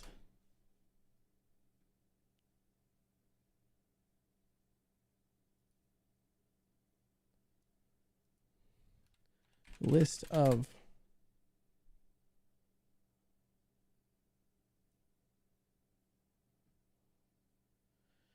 KRLS, KZLT, WFCJ, that sounds so bad, KZPK, Wild Country 99. What does this one sound like? Wild Country, WILD, from Creative Radio, features 6 main themes. Calm down, buddy.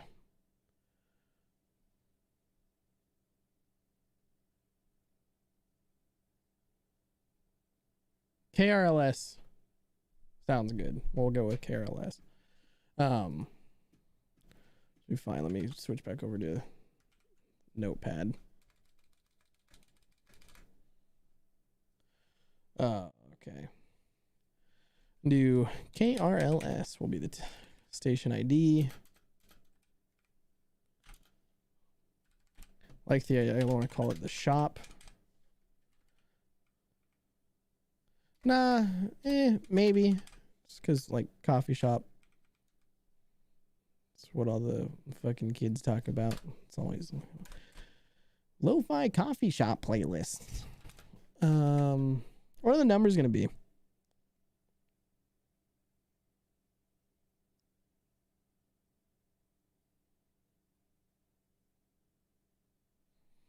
Fucking something that's easy to say. What numbers sound close to shop? of O noises in it. 1, 2, 3, 4, 9. We got. I'm gonna type, smash my hands on the keyboard. 98.9, no. 8. No, I can't do 8. Oh, God. The idea of it being... I got it.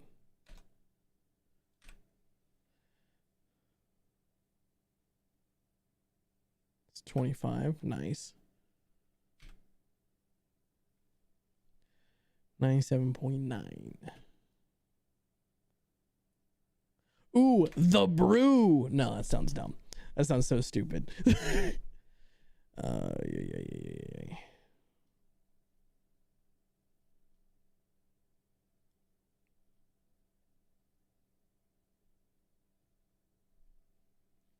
Make sure I'm putting these in the right order. I'm not sure if the order matters actually. This doesn't need to be here anymore. View character sheet. All right, that doesn't need to be here. Close some tabs. Bonk, bonk, bonk, bonk. Where's my school stuff? Project 1. Are we given an example? No.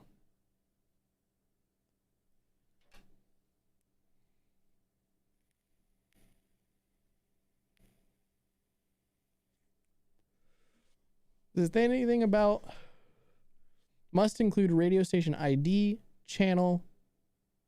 Oh, so brand/channel. So I like the order that I have it in. So it doesn't seem like order matters.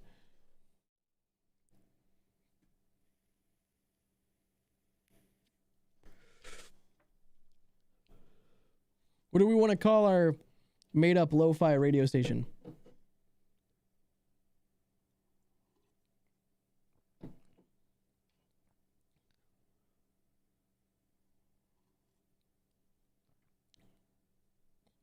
I came up with The Shop, which kind of makes me think of weed a little bit too much. Lofico. Nah. How many, like, do you guys, like, actually, like, like, not trying to meme on you guys, but, like, how many of you guys, like, listen to the radio? Or have memories of listening to the radio? Because a lot, okay.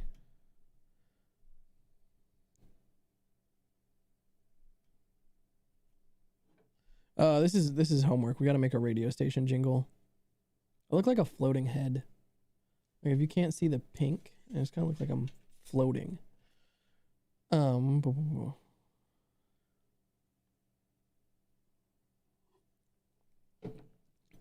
only asking just because like all of them are like Eli, you're from around here. Like all of them are like the blank, like the end, the wolf, the only one that I can think of around here that wasn't the blank was KSFM, which was Kiss FM. 98, like the rock, like 98 rock. What else? The Eagle, the Void.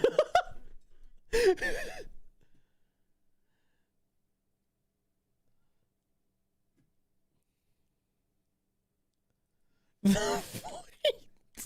That's so.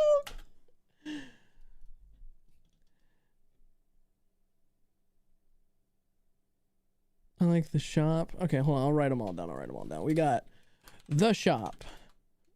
The Void. Someone said chill vibes.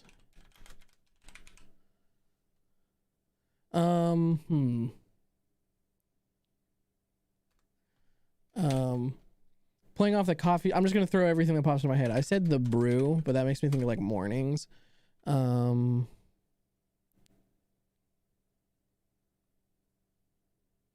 Low key might be something if we put it into the front, like something like you're listening to low key 97.9 KRLS, like something 24-hour ad-free lo-fi radio.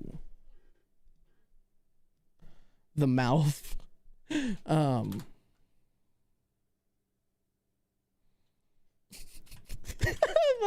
not using this one, but for some reason the fly just popped into my head. This is this is what my brain did. My brain went lo-fi, low fly, low fly, the fly. That's how my brain works. The smudge.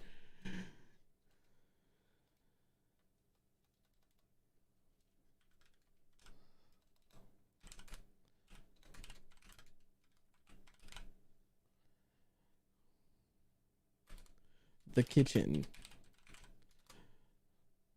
The smudge is so good. No one's gonna have, my teacher's not gonna have any fucking clue what we're talking about.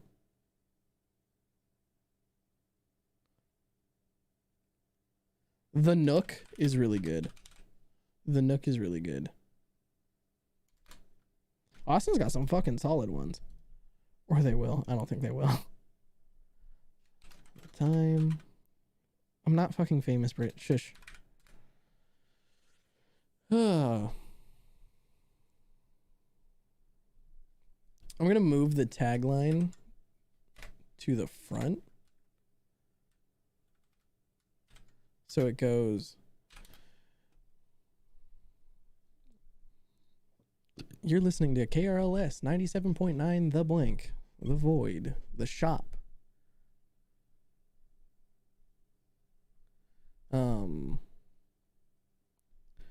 What are some other ones? The Booth is good. The Booth makes me think of DJing, like EDM. But any DJ booth that plays any music is a booth. I'm gonna get the music going again. Oh, not that. Not Pfeffers' old streams. No.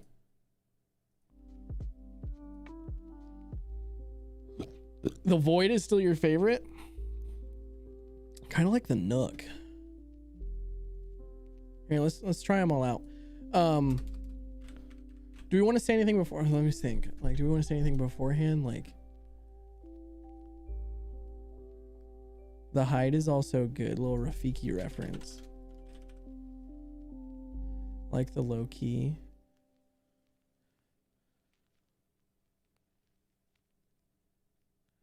I don't even know if I would put a the there. I'll put the low key underneath it. Because I was thinking if I did low key, it would be you're listening to low key 97.9 KRLS. Put it in front. I'm putting way too much thought into this. The Void. Here, let's go through all of these. So you're listening to KRLS 97.9 The Void. You're listening to KRLS 97.9 The Shop. You're listening to KRLS 97.9 Chill Vibes. You're listening to 97.9 The Brew. I liked that one more than I thought I was going to. You're listening to Low Key 97.9 KRLS. Listening to KRLS 97.9 The Low Key. You're listening to I'm not saying The Fly. You're listening to KRLS 97.9 The Smaunch. I'm moving that one up.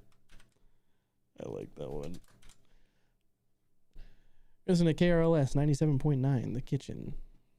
Listening to KRLS 97.9 The Nook. Doesn't sound as good as I thought it would. You're listening to KRLS 97.9 The Time. You're listening to KRLS 97.9 The Booth. You're listening to KRLS 97.9 The Hide. That one's not bad. I liked Hide. So the ones that I've liked are... Okay.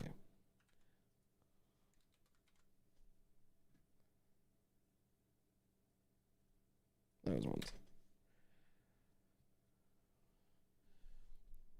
Okay, I want to put in a tagline. I'm just doing homework right now. I just gotta make a radio jingle. I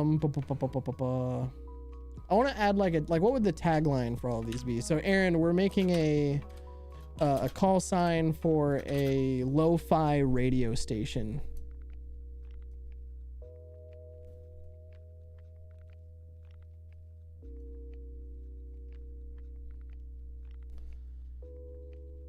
What would the tagline for each of these be?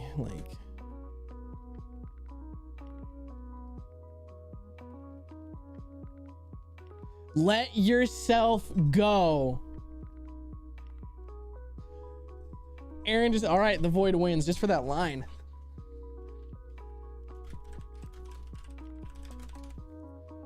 Unless anyone's got anything like more fire than that, but that was solid. Okay, now it's what order do we put this in? Because all of this needs to be in it. It's just a matter of order at this point.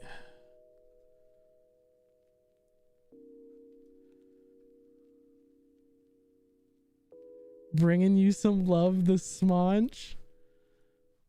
Here, can I undo? Yeah, here. Oh, it doesn't go that far back. Sorry, Aaron, they're gone forever.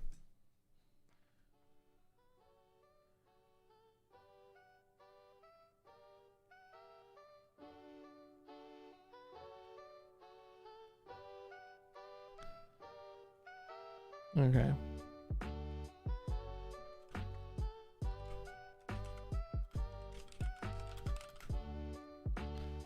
Let me get my... Oh!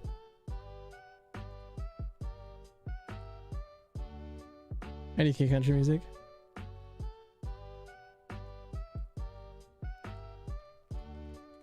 I've mentioned where I lit, like what city I'm in on stream before, right? Like this isn't gonna be like crazy news flash to anyone. Or do I need to censor what fucking city I live? Or do I need to use a different city? Brit, head of security. I mean, Malph's head of security, but like Brit. Have I said this?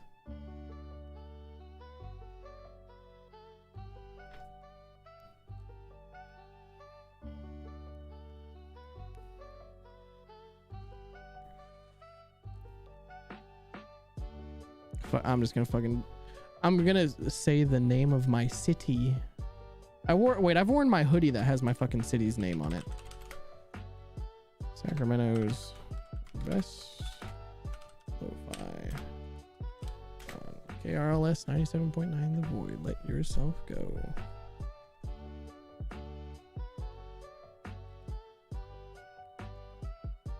Ba-dum-bum-bum. All right, now I need to figure out where I want my voice to sit for this. So you're listening to Sacramento's best lo-fi on KRLS 97.9 The Void. Let yourself go. Brom, brom, brom. That was the question. Yeah, I know. I just couldn't remember.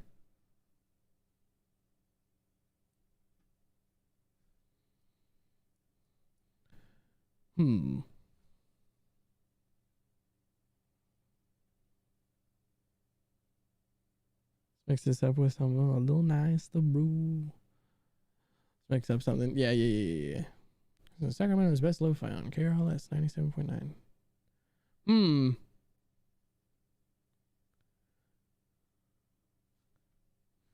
Maybe we do just...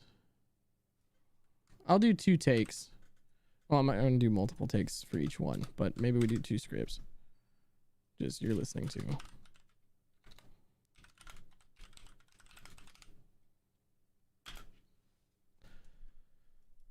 Do 1 of each. No, I'll do probably like 3 for each, depending on if I fuck up my read or not.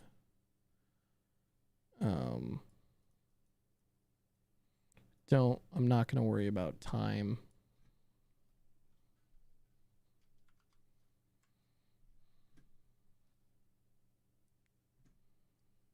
Oh, I need to prime the track. Hold on. Oh, yeah. I've done so much fucking voiceover work the past 2 days. You're listening to Sacramento's best lo-fi on KRLS 97.9 The Void. Let yourself go. Let yourself go. do. Or you're listening to KRLS. No, that's too active. You're listening to KRLS 97.9 The Void. Let yourself go. I need to make sure I'm hitting proper levels though. Let me watch levels. You're listening to KRLS 97.9 The Void. Let yourself go. Less punctual in the let yourself go. Started doing iambic for some reason. You're listening to KRLS 97.9 The Void. Let yourself go. That's the one.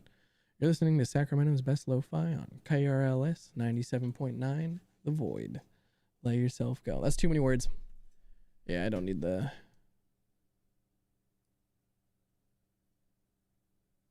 Oh! Aaron, the god! God, Aaron, do my fucking homework. Thank you, mate.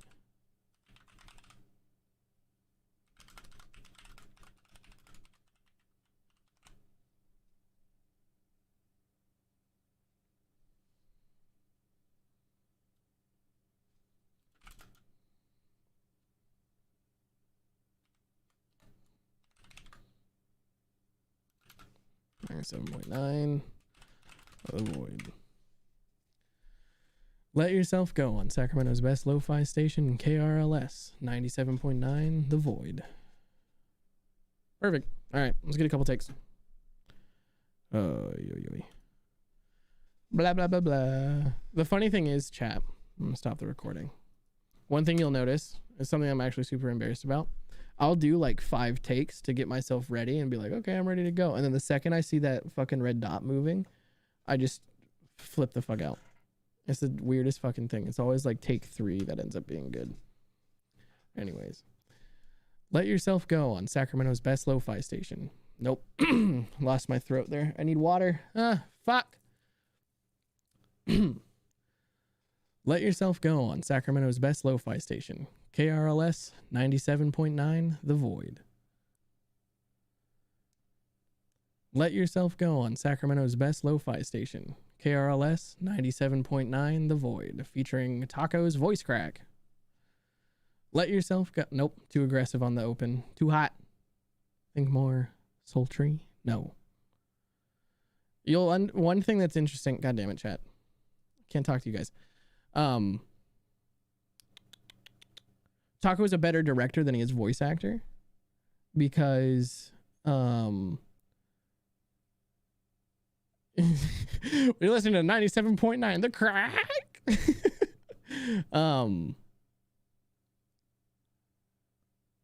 Just turn in Eli Lamau. I know what you mean. Like, I hear the sound in my head and I like know what it sounds like. I just don't know how to make my mouth do it, you know? That's the thing. Because I know what you're asking for and everything. It's just my mouth don't do it. Yeah, I know. Yes, Aaron, we're on the same page here.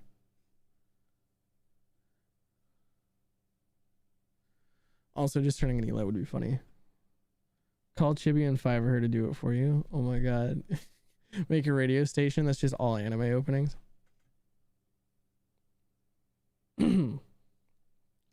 I need water. One sec.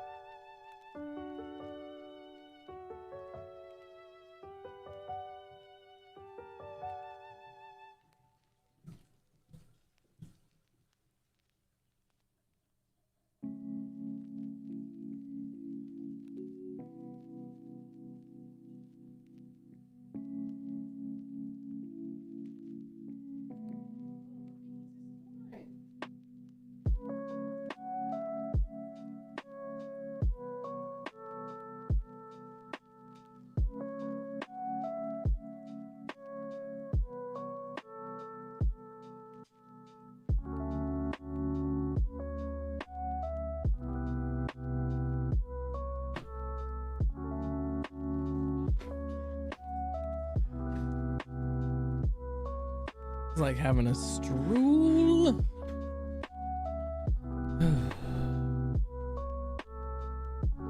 Bum, bum, bum, bum.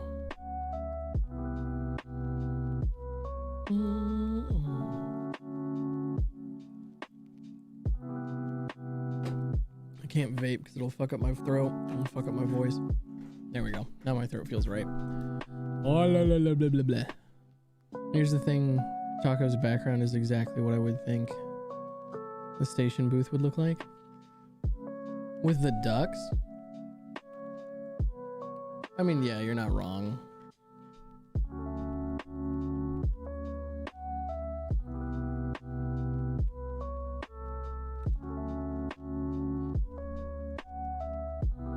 I tweeted out forever ago that like my one goal in life is to be the background to a 24-hour lo-fi stream.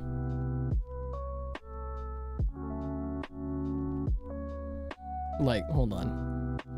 Quick side tangent.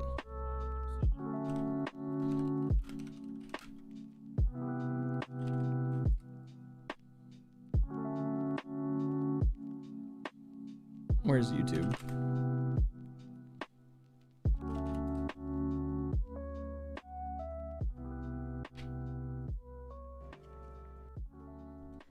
I literally just want to be this girl.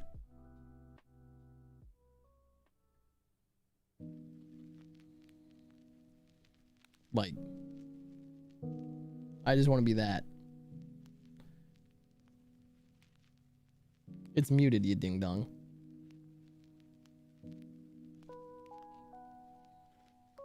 Like, come on, I want to do it. This is just what I want to be. My life will be complete when that. Watch the claim. They're like, it's just the art.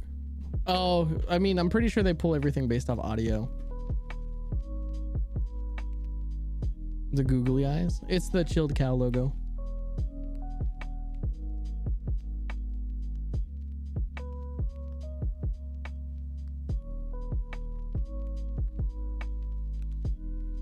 Well, like, part of me just wants the art. Like, the art would be really cool, but part of me also wants to actively have like I want it to actually be someone running a 24-hour stream.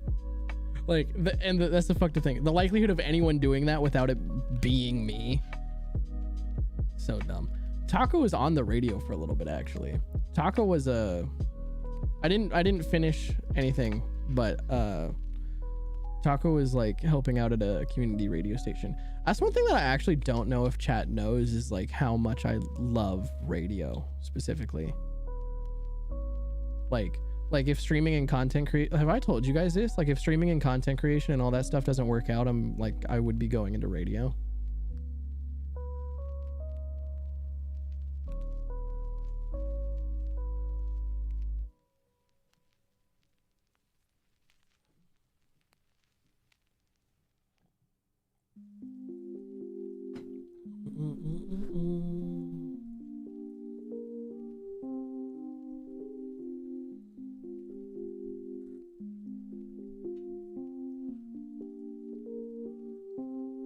So many things on the mic. Anyways, let's say this. Let's get more sultry. Love to work in screenwriting.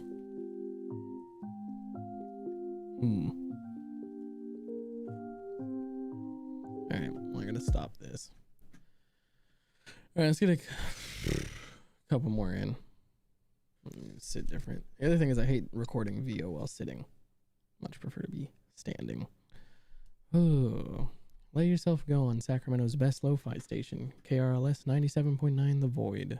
Should have been recording. That was the one. Let yourself go on Sacramento's best lo-fi station, KRLS 97.9 The Void. Too much pronunciation. It's like the butter. It's a very breathy take that I'm looking for. Always got to be recording. Yep. Let yourself go on Sacramento's best lo-fi. Oh, nope. I put a comma somewhere that didn't need a comma. Let yourself go on Sacramento's best lo-fi station, KRLS 97.9 The Void. Also that. Always slow down.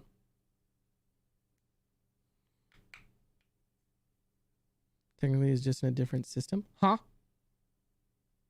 Let yourself go like the Void. How slow you want me to go? All right, chat, direct me. It sounds soothing. This is lo-fi.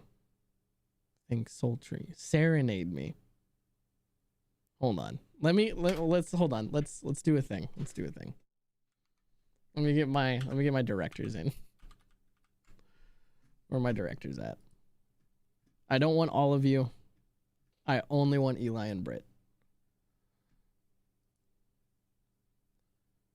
Aaron and True, I'm taking your friends for a second. I'm sorry.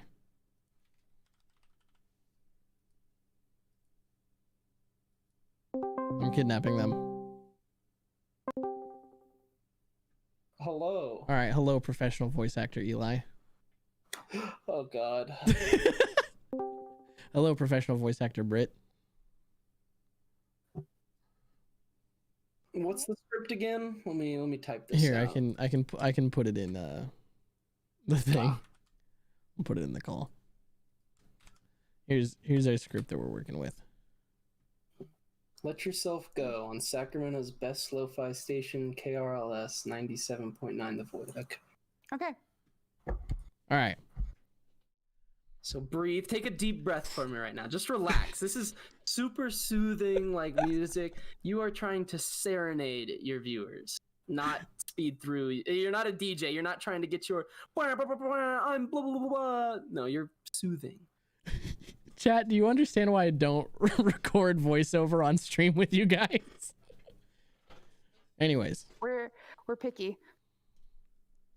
Oh, well, no, not only that. It's just like recording on my own versus recording having people watching. Mm-hmm. Very different experience. Anyway, so Eli wants to, how many in, how many out you want, Eli? I don't quite know the spacing yet, but give me a run. Let me see what you got. Just give it to me raw, and we'll see what we need to I'll tweak. give you a lot of things raw, Eli. Jeez.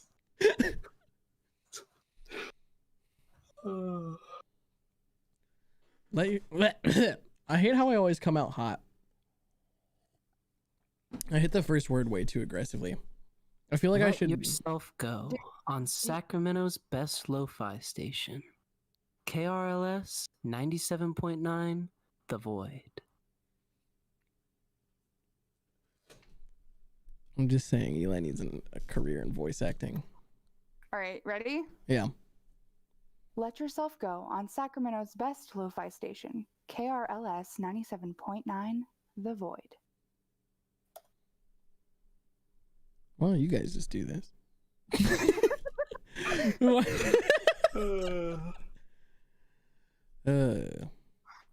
What are you doing to your mouth, Britt? So you just take a really deep breath before, and like think of like your morning voice, right? So like you're kind of tired. Mm-hmm. That's what you want to sound like. You want to sound tired, sultry. You want to just be like, huh. You're breathing out on your first, but not like, don't take a deep breath in and immediately blow out. So like go out a little bit and then start talking. So you're not as sharp. Okay.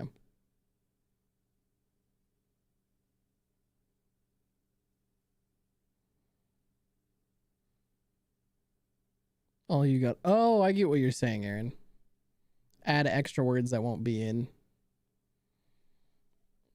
to get the more aggressive air out of the way. Okay. Let Yourself Go on Sacramento's best lo-fi station, KRLS 97.9 The Void.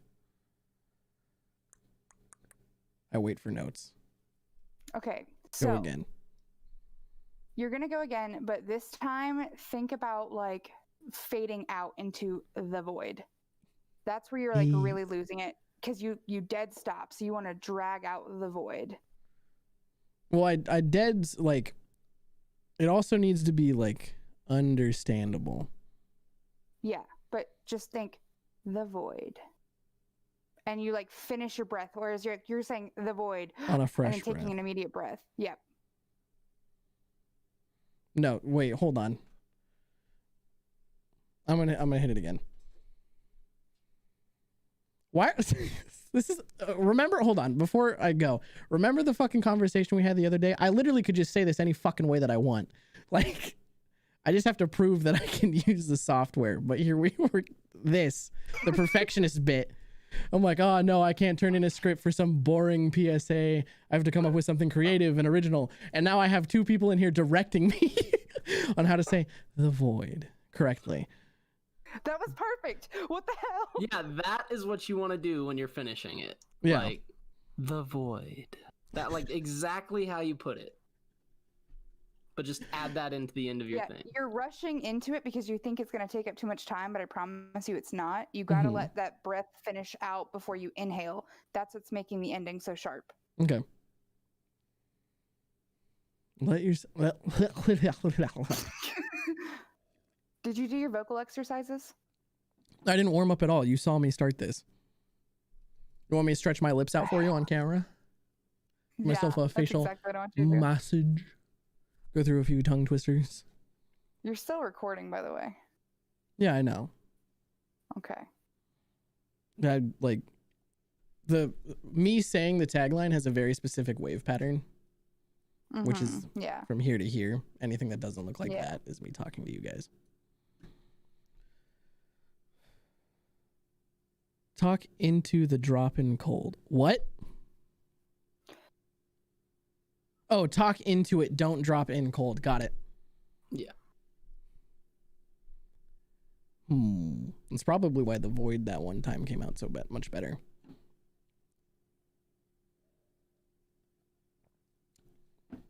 Yeah, almost think like you're talking to your co-host and then you're live finally, and now you're running into it to get like maybe a more fluid flow possibly. Mm-hmm. And also think that you're talking to someone who's trying to go to sleep.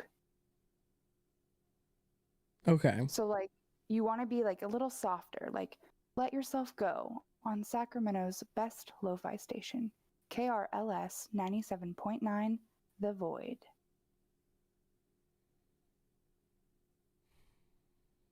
That first L is freaking me out. Don't think about it as an L then. So like take a deep breath in, and as you're exhaling, exhale a little bit and then say let. So like let, so it's a little bit less of a hard L. I've got the gigs. Let yourself go on Sacramento's best lo-fi station, KRLS 97.9, The Void. I didn't breathe at the end there, but that void was wrong still.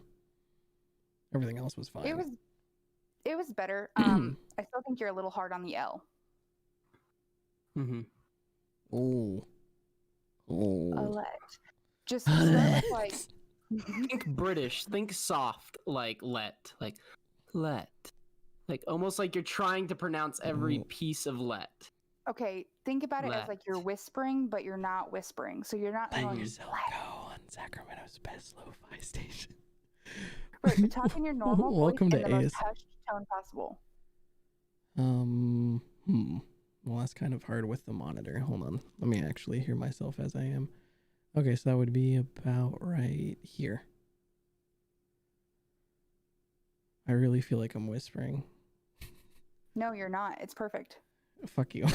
It might be that my monitor is too high then. Okay. Let yourself go on Sacramento's best lo-fi station, KRLS 97.9, The Void. Nope. it's my breath as well. I don't have enough air to get through. You can, I think when I was doing it, I take like a small breath possibly after that first little bit before the KRLS 97.9. Yeah, I need to put in a breath mark. Yeah, I do. Let yourself go. Small breath on Sacramento's best lo-fi station. Small breath KRLS, and then small breath 97.9 The Void. Yep. And now I have to find the level again, which is it's like what, like right here? Yeah. Let yourself go on Sacramento's best lo-fi station. I missed the breath mark. It's on go. Put an apostrophe there. That's what breath marks are. Let yourself go on Sacramento's best lo-fi station, KRLS 97.9, The Void. Which one was wrong? I haven't said void correctly once. I like void better, but yeah. Just drag out void. So Void. picture it with like 2 to 3 O's. So The Void. Oh, see, that's not the word. The void. The void. Just drag it out a little bit more, but you want the emphasis on the O and not the I, because the I is a sharper sound than the oo. Jesus Christ, we have like 10 minutes of me trying to get this one fucking line.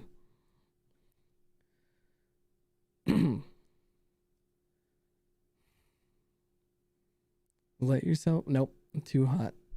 Blah blah blah blah blah blah blah. This is the weirdest stream we've ever had. Sorry, I'm distracting myself. Oh, and now Monster's here. Hi, Monster. Get your giggles out right now. Like, just do the blah, blah, blah, blah, blah, blah, get it out. Blah, blah, blah, blah, blah, blah, blah, blah, blah, blah. That wasn't even the fucking soundboard. Okay. So I have to find the volume. It's right here. Let Yourself Go on Sacramento's best lo-fi station, KRLS 97.9, The Void. Much better. Yep, I liked it. All right. We'll work You with that sounded a one. little annoyed, but it was the best you've done. I'm annoyed with both of you. It's because the reason is, like, I'm gonna use that take, but the reason is it's so frustrating. Like, the reason making the void soft fucks me up is because, like, when you're doing the call sign so that people remember like what station you're listening to, instead of the void being like an ellipsis or like a period or like a comma to a sentence that never ends, they're more like exclamation marks. Yeah, So- usually it's like the bowl, and it's like the boldest part of the Yeah. phrase. But no, this has to be the softest because it's a lo-fi station.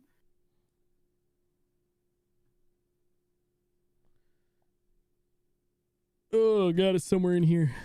Oh god, now I'm gonna have to listen to that back. That's the worst part. It's the other reason I don't do voice work on stream. It's because I have to listen back to it. All right, where was it in here? It would have been the last chunk of it. Oh, see, that's not where the void. The void.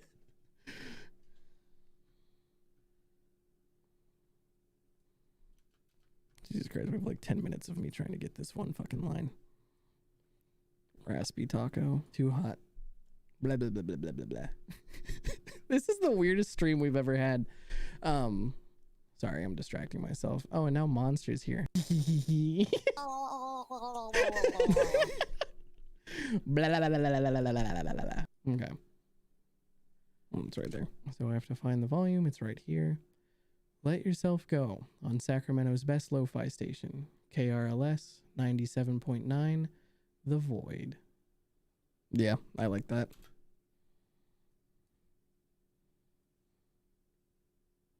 Yeah, I agree. It's good. Brit sounds dissatisfied. Okay. I'm not dissatisfied. So I have to find the volume. It's right here. Let Yourself Non-dissatisfaction Go doesn't on mean Sacramento's happiness. best lo-fi station, KRLS. Don't read into my words, Eli. Mhm. Are we relieved from voice directing duty? Can I go back to writing my light novel? Yeah. And this new mod role, I need a voice coach. Why were we the two that were pulled in? Because you guys were the ones talking in chat, and Eli is basically a voice actor despite his arguing. Oh yeah, Eli's 110% a voice actor.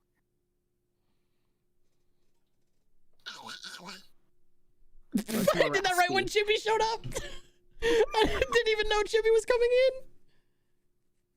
So it's more raspy, like a ow, ow, ow, ow. It's like ow, ow. I can't do it. Oh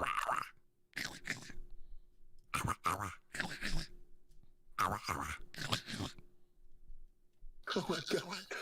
What is this? What have we devolved? I don't know, man, but there's people watching and that confuses me.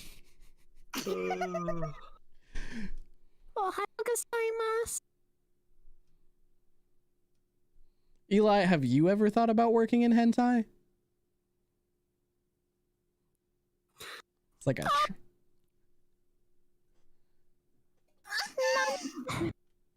Nani? Oh, Toshi-san. Toshi.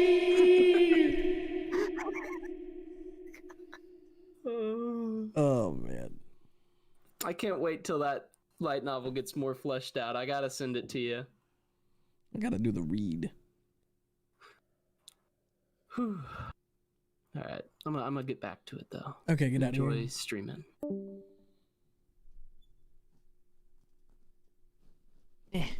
Britt, are you still here? Yeah, I was reading something. Oh. What? You I can- let you stream. Bye. Okay, bye. Oh, did you want me? No. Okay. Bye. Bye.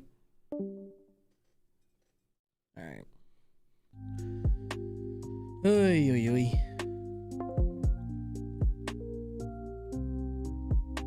Having to speak in specific tones is exhausting.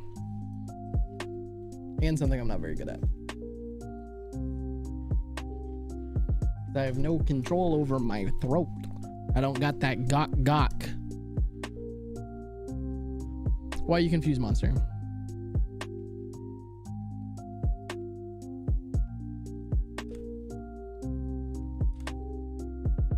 How long is this cut? 7 seconds, perfect. I need to find the section of music that I want to use.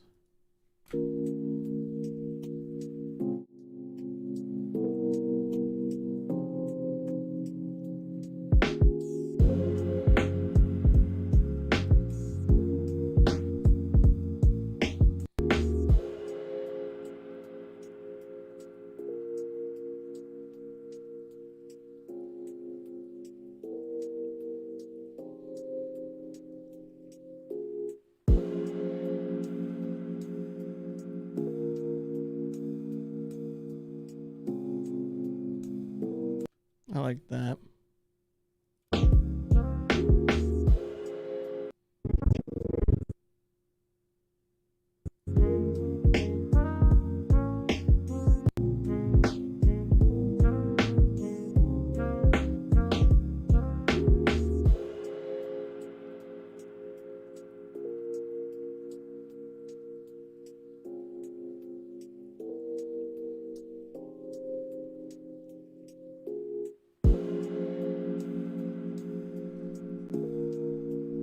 Taco want that smonch. I do not desire a smonch at the moment.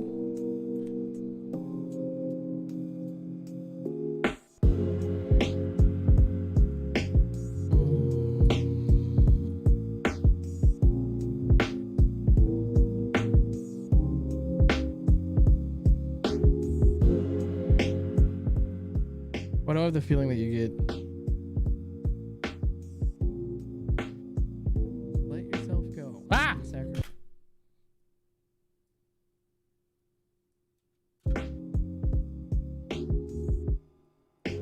Oh god, I'm gonna have to mix this live too. Fuck.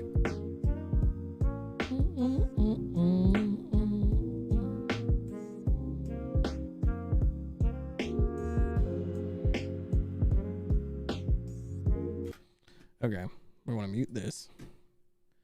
We're going to want to add compression to this track. Give me some compression. Amplitude and compression, single band compressor, voiceover preset. Bada bing, bada boom. Solo it out. Check the levels. Go on Sacramento's best lo-fi station. Blah blah blah blah blah. KRLS 97.9. The Void. Okay. The Void. Okay, and then what is this coming at? Okay, we're gonna need to turn this way down, period. Clip gain, clip gain, clip gain, clip gain, clip gain. -10. All right.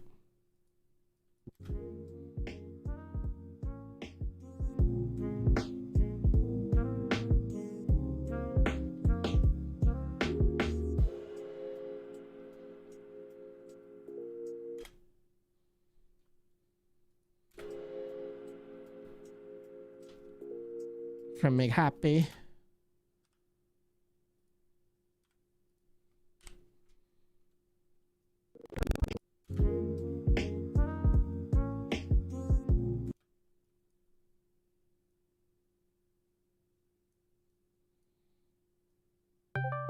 Oh.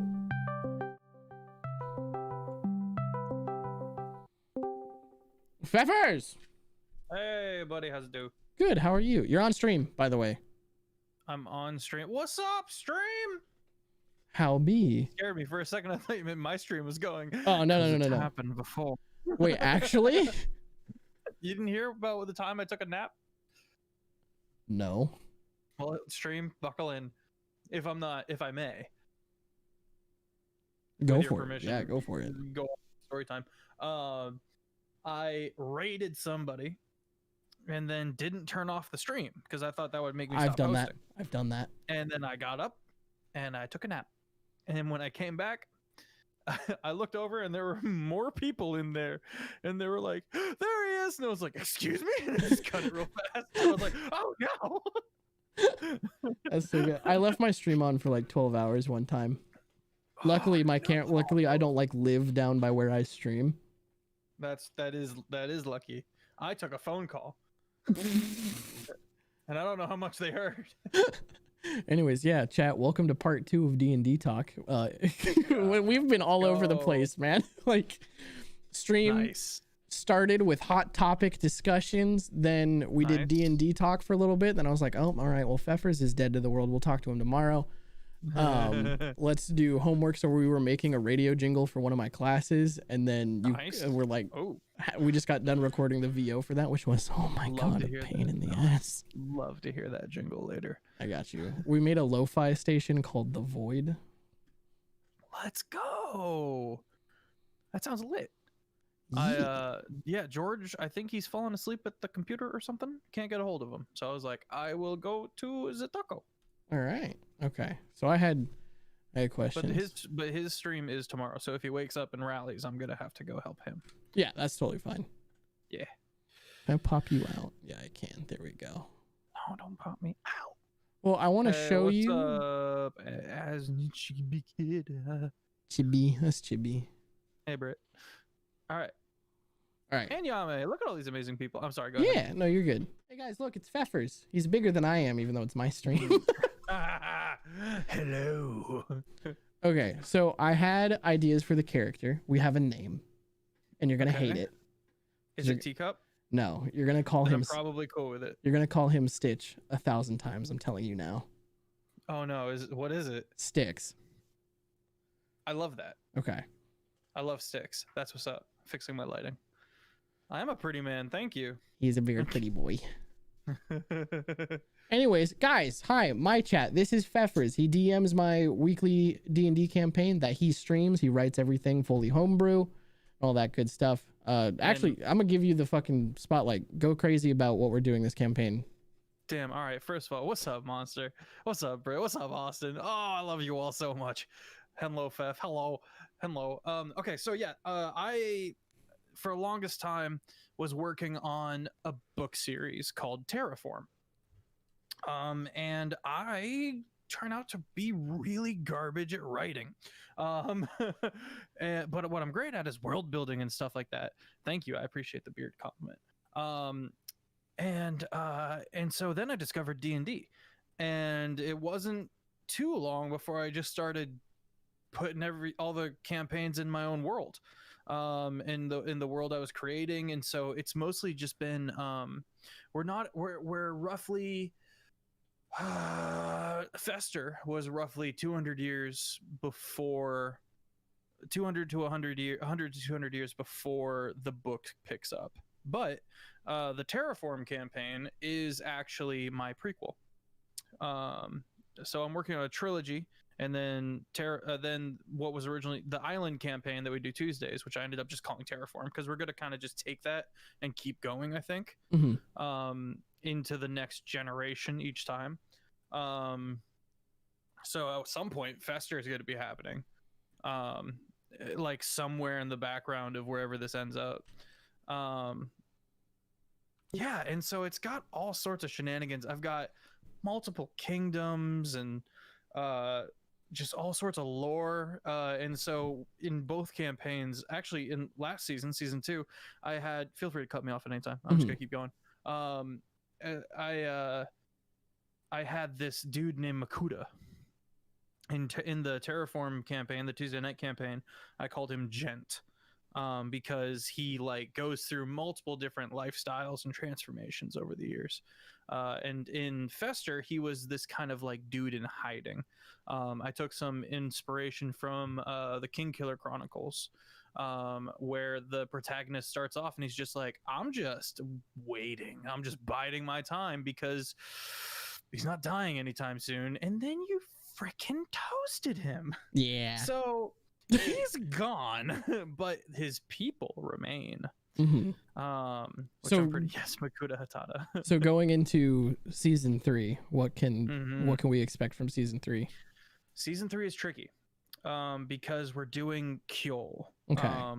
We're doing this northern tundra. This is the first campaign where I'm kind of struggling to fit it into my books. Mm-hmm. Whether it's way off in the past and way up north in the Arctic, or something. We have a lot of actual D&D canon in this one. Like we have Cthulhu, and we have other shenanigans.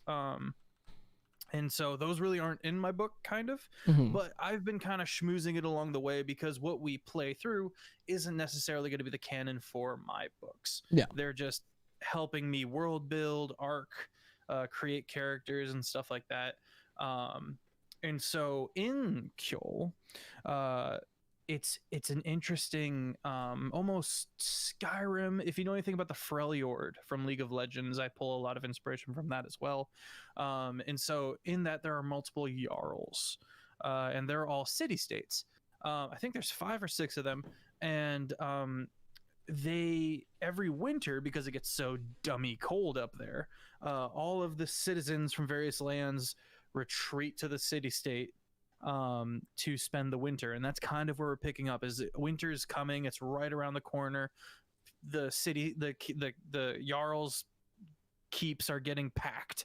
Their walls, taking refuge behind the walls from the freaking like feet of snow and the dumb cold. Not to mention all the crazy critters that come out that are immune to the cold. And so the party picks up, and they're going to get a quest, and it's like, hey, before winter gets here, we need you guys to figure this one thing out. And so it's going to be kind of like, oh, the wind's getting, the wind's picking up, and I have the Aurora Borealis and stuff like that going on. And tiny spoiler, that is going to be kind of a factor. The Aurora Borealis. I'm looking for ways to pull that into, like, if someone does prismatic pattern or some nonsense, it's like, oh, and it looks like the Aurora Borealis. We have Luna, Spirit Wolf. She's making a character, and she's playing a Horizon Walker.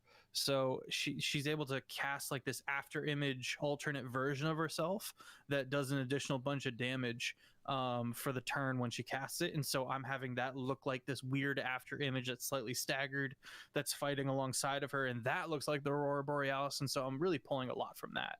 Another interesting thing about the Jarls is that they have, if you know anything about the art industry, they have kind of a monopoly on all of the magic items.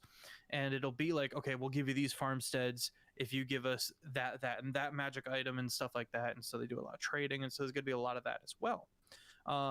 Dropping in with the party, they are beholden to Jarl Grimstborth Twicehewn, and he's a fun character. You get cut in half twice. Why does he have that title? He's got 2 massive axe wounds going down one shoulder, and he doesn't talk about how he got them or anything like that. But he's a frontline fighter. Like he's he full on, like in the home group, they made like a teleportation circle that like opened up in his own heap, and instead of like sending soldiers through to investigate it, he just like strolls through himself with his massive broadsword, and he's like, "Hey, what's going on here?" All right. So sticks. Sticks. I love that. I love sticks. It's spelled like the river. I see that. Oh yeah, it's right there. Okay, so the main things I needed to ask about was I'm doing the Awakened Spellbook homie, so the scribe, right? And I took the Haunted One background. Explain that to me. So Haunted One background is basically It's almost like if D&D made PTSD as a character trait. Let's go.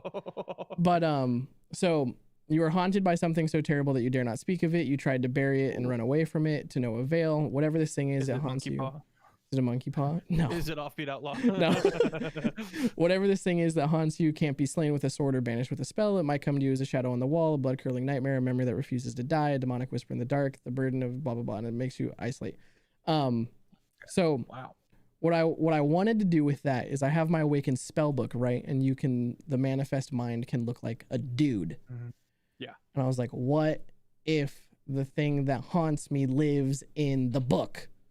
Ooh, I like that. So I like the idea of like the thing that gives me power is also the thing that haunts homie. I think you choose what it manifests as. Yeah. And so I think there's a further level of PTSD, whereas you are the one psychologically choosing to like beat yourself up and manifest it as the person that you don't want to think about. Yeah. So I'm not sure. I have to verify. So that's one thing that I wanted to do is I wanted to do it like a haunting of the book thing. I love that. That's delightful. And then Does it talk? I don't know. It can communicate with me telepathically. Yeah. So the other thing that I mentioned earlier that I described to chat was like where because I'm trying to figure out what the hell did homie see or experience that's not dead parents. Right. So I had the idea that I explained to you earlier about like what if we had like a couple acre like grove that just in the middle of the snow forest that functioned as like normal land where like animals that should have been aware, blah blah blah blah blah, and then there's something in the middle that should have been aware. Oh, like animals that should be like hibernating or some shit or just like existing like it's spring. Okay. That's right. You were telling me about that. Yeah, and that's like where my Fearbolg homies lived. Yeah. So I was like, well, I was like, that's some really intense magic. So there's got to be something powering that. So I was like, what if there's like some spooky shit doing that, and I like stumbled upon figuring out what that was and was like, no, and dipped. I like that. Like something primordial. Mm-hmm. Something heavy. Because like okay, yeah, I'll protect this land for you. Mm-hmm. What? But that don't make me the good guy. Long ago, your ancestors helped something. Yeah. Or some strenuous deal was made. Mm-hmm. But chat, what else did we need to talk to him about? We needed to get approval of the ghost in the book. Ask permission about the grass donut. What? Oh, okay, yeah. Yeah, the circle. I'm just. What's in the middle? Nothing. It's in the middle. A rock. It's just a hole. It's just a hole, yeah. Donut hole. Just a hole, and nobody goes down the hole. That's where the thing is. Yeah. So that's basically, and then protect the hole. Ooh. Mm-hmm. So yeah, so That's the character concept right now is I named him Sticks because I was like, well, he needs a goal. I was like, I think homie's goal is going to be effectively get ghost out of my book. Like, not like, I know it's not literally a ghost, but like do something to rectify that to where. So here's the immediate thought that I had. There was this character. He was this like, he was yucks. He was funny. You know, he was kind of a comedic relief, but he had like a rough past. I'm pulling from Mistborn's second series, and he hated guns, and you never really knew why he hated guns. And then in the second book, he was like, the protagonist was like, I need you to go check this thing. He goes, nope, can't do it. And he was like, what? Why? What do you have going on? He goes, it's the first of the month. And he was like, oh Jesus, I'm sorry, I forgot. You really just don't have to keep doing this, right? And he goes, no, I do. And so he would like con his way into a college, finds this girl and hands her like a pamphlet of money. And turned out he hates guns because when he was a kid he like got convinced to get into robbing and stuff, and he like ended up shooting this dude. And he felt horrible. It messed him up psychologically and all that good stuff. Like he holds a gun, he starts like shaking and stuff like that. I'm not saying that part. I'm saying like she makes him every time repeat back to her what he did. That's fucked. Yeah. And she's like, what did you, like, before she takes the money, she's like, tell me what you did. And he's like, I killed your daddy. I killed your pop, you know, and stuff like that. So maybe every time you summon him as a spectral thing, he looks at you and he's like, tell me what you did, you know? And he makes you relive it. And he's like, I abandoned the grass donut, you know, and this and this. And I allowed you to die so that I could leave the donut. And he's like, yes, that's right. You know, that's what you did. And so he has to go through this like discovery of self-forgiveness. And in that process, he will fix the haunting of Bookman. Yeah. That's one idea. I would love to like act that out. And he's like, I gotta do it. And you summon him, and everyone's like, "Oh, who's this?" He goes, "I don't want to talk about it." And but there's a moment where, in like before you dismiss him, you wait for him to like you're beating yourself up with this. Like you wait for him to like say what you did, you know. I need to pick up a language that no one else speaks. Well, it's telekinetic or whatever. Yeah, it's in your head. You guys are conversing with your brains, so. Does not have to be language specific. That'll be rad. And yeah, because I named him Styx because I was like, his whole arc is gonna be ferrying this guy from in the book to next. I love that so much. Dude, coming up with this fucking name was so hard because I realized I was like, wait a minute, every character in the Long Shot series has started with an S. We can't change it now. Yeah. Stone, yeah, wow. And then I realized I was like, oh, also every single like one syllable word was like Stone was a very grounded and a person with a lot of fortitude. And then I was like, and then Stitch is a fucking doctor and he gives stitches. And I was like, shit, we need one for this guy. Better than Twig. Eli's a Slytherin? I didn't know that. Yeah, it's probably Chibi. I'm kidding. Pfeff, have you seen the new races in the AU? UA. Unearthed Arcana. What's that? Oh no, I don't play with that dirty non-canon nonsense. Pfeffers doesn't fuck with test material. Nope. I play canon books. Tosh has been fun. Tosh has been something. Volos gave us a lot of stuff. There's also freaking shapeshifter people in Eberron. Oh, changelings are sick. Yeah. Changelings are awesome. My favorite part about changelings is that the form that they take isn't necessarily like something that they control. It's like an emotional response. Like if they want to seem like if they're angry. Really? Yeah. If they're mad, they turn into what they picture a mad person to look like. Oh, that's good to know. Yeah. Some of this, like, then there's very important information for a whole other campaign I'm doing. Yeah, but there is the caveat of like some do like control switch. Yeah. But like I played a changeling sorcerer who had a primary persona that the party knew him as, which was he was a dwarf locksmith, and his whole charlatan shit was he lived in the rich part of town. He said he was a locksmith, so that when people would get like locked out of their security systems, he would go get them back in. And then later he would switch persona, go in, rob them. And then he would have a third persona that ran a shop in the poor part of town that he sold the shit at. Oh my God, I love that. So it's a 3-man job, but you're making triple the profit because you're solo. I love that so much. The changeling's name, not any of the personas, the changeling's name was so-and-so. Another fucking S name. And there was, my God. And there was a moment where we had to like this happened in Waterdeep for Dragon Heist, so we had to like get ready to go to an opera, so we needed really nice clothes, and the party knew that the main persona lived in the rich part of town. They're like, oh, like, do you know when he shops? And I went, oh, I know a place. I was like, it's in the rough part of town, but they sell really nice stuff. I already have clothes, so I'm gonna go home and change. But you guys, I know the guy. This is his name. Go buy stuff from him. And I was like, and they're like, okay, cool. And then we split up, and I like told the DM, I was like, I'm sprinting as fast as I can to the shop because it was my shop. Yeah. So I just dipped into the shop, switched Your personas, hours for that place must be abysmal.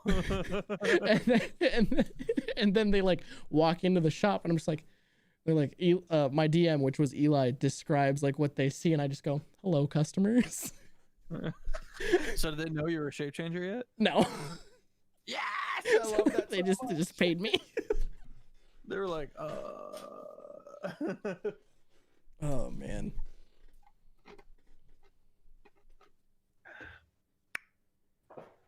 Hey, I think I fixed my audio. Am I loud and clear? Yeah. Yes, it was just a power thing. I think I told you this already. Yeah, I just gave it its own individual source of power, and I'm good to go. Oh shit! Fuck yeah. Yeah. Easy It feels peasy. good. Feels good. Saved myself like $600. Mm-hmm. Yup. Okay. Well, I got approval for the ghost thing. Do you want to you want to brainstorm what we could do for who the hell's in the book? Sure. Or do you want me to leave the mystery of Bookman and like what powers the grass donut to you? Cuz I'm fine with knowing or not knowing. I'm happy with, well, your character would know. Oh yeah, he has to know. So I like the idea of you What's up, Racer? left Mhm. because you found out that and feel free to, if you have any other ideas or you don't like the vein I'm in. Okay. You know, I'm not gonna railroad this. I like the idea of like, okay, so the furbolgs or fearbolgs. Wait, I'm going to interrupt you for a second. Do you know the short story about like the locked child in the room? No. Okay, I'll give you the real quick concept because this is kind of like what I was thinking. So there's a utopian society, whatever that means to you. Like there's no like specifics. It's just a perfect society exists. Mm-hmm. But then one day when you come of age, you get brought down into the cellar. Okay. And there's a door that's locked. I hate it. And then whoever's there with you opens the door, and inside is a child that's deformed, malnourished, a terrible existence. Okay. And then you're told the only way that this society continues to exist is as long as the kid stays in the closet, stays in the Creepy. thing. And Creepy. so then Just keep them in. yeah. So then it's basic. So then like you get to ask questions, and then basically you find out that everyone who lives there that's an adult knows that the kid is in there. Right. And everyone that's in there has chosen to stay. And then you're given the Everyone that's option. There in the cage. No, there's Or only just one the kid one in the people? cage. Okay. But So it doesn't everyone who change out, lives in so the everyone society has chosen to stay. has chosen to stay. And then you're given the option. You can stay, but you have to stay knowing that this place is fueled by whatever the fuck that kid goes through. Oh my god. Or you can leave. Oh no, I have to rethink this. Yeah. Oh god. All right, so go on. So anyways, that's what I had like pictured. I've pictured that like Okay, maybe so not everyone finds that apply out, that. but I found the kid in the closet basically, and was like, Yes, no. let's apply that to this hole in the middle of the sacred land. Mm-hmm. And that if any person born with a deformity or something like that is thrown in the hole. It's very Spartan, but Mm-hmm. or something in that vein. And so maybe, and it's understood that they don't die because there's no killing in this place. It's a sacred place. We wouldn't do this if it killed them. Yeah. So something's down there with them, and it's the thing that you guys, so long ago, you guys helped some evil being in exchange for this chunk of land. You were like wandering, you guys were exiled into Kjol, and because you're, mostly druids, and stuff like that. It was like, oh, we hate this. This sucks. fuck the snow. God damn it, we're so cold. Even though you're a bunch of Wookiees, really. But yeah, and so maybe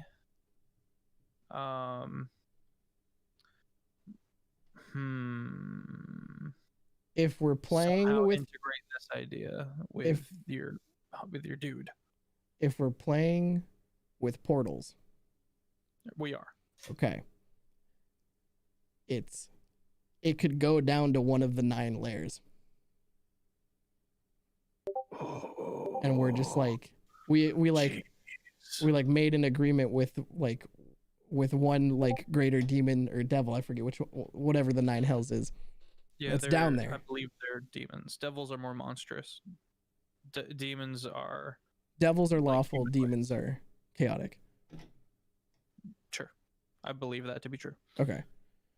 So, made a deal with one of those bastards, and every time we yeet something down there, it's just like boop, and then it's just like, ah, yeah, another. It could be more like every person you yeet down there is another year that they get to have. I think the amount of time per person would need to be more because it's a lot of people to have to get for the whole. Okay, so yeah, that's fair. So deformities, twins, anything that wasn't meant to be Mm-hmm. living in Kyul or whatever, that wasn't perfect. And then twins were just seen as excess or something like that. So you could Mhm. have like a twin that got yeeted down there. Yo. That's actually really good. Tell me what I am. You're excess. You're an excess. You were unnecessary. Yo, no, dude, and then we can the name. And then we can name the twin Sharon, which is the name of the ferryman on the river Styx, because I picked Styx to make it look like I was the ferryman. Charon? Is it Charon? Charon. Yeah, I think it's Charon. I mean, in Hades they call him Charon, Okay. but it's CH. Yeah. Yeah. Name him that. So that Oh, way God. I picked the name Styx to make it look like Styx is the one doing the ferrying, when in reality it's the other way of fucking round. God, I love that. It feels good to actually have a character concept. Oh, buddy. Fucking Stitch. Stone was cool. Stone was I missed cool. season 1. Season 1 could have been amazing. I explained all my characters to chat earlier, and I was like, Stone was literally just Taco's desire to be a dad put into a character. Oh my God, with the mustache. He had a big old handlebar mustache, and I loved him for it. Like, He had Braum vibes. yeah, like Stone was League of just Taco's paternal instincts. Stitch was just college Taco dialed up to 11. And then apparently I feel guilty or something. I don't think Styx is tied to me yet. No, he doesn't seem like he's tied to you. He just is a great character. Mm-hmm. You're not this riddled with guilt, I hope. I hope not. Yeah. Nothing super repressed. You don't have a twin, do you? I ate him in the womb. Wait, really? No.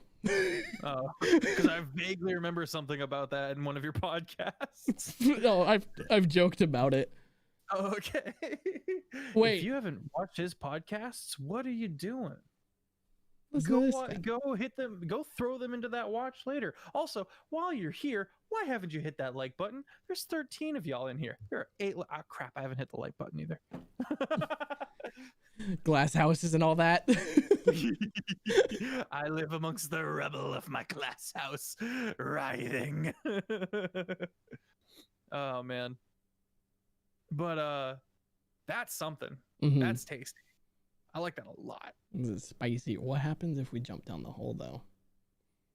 Well, that would kind of divert the campaign into a hellscape. Mhm.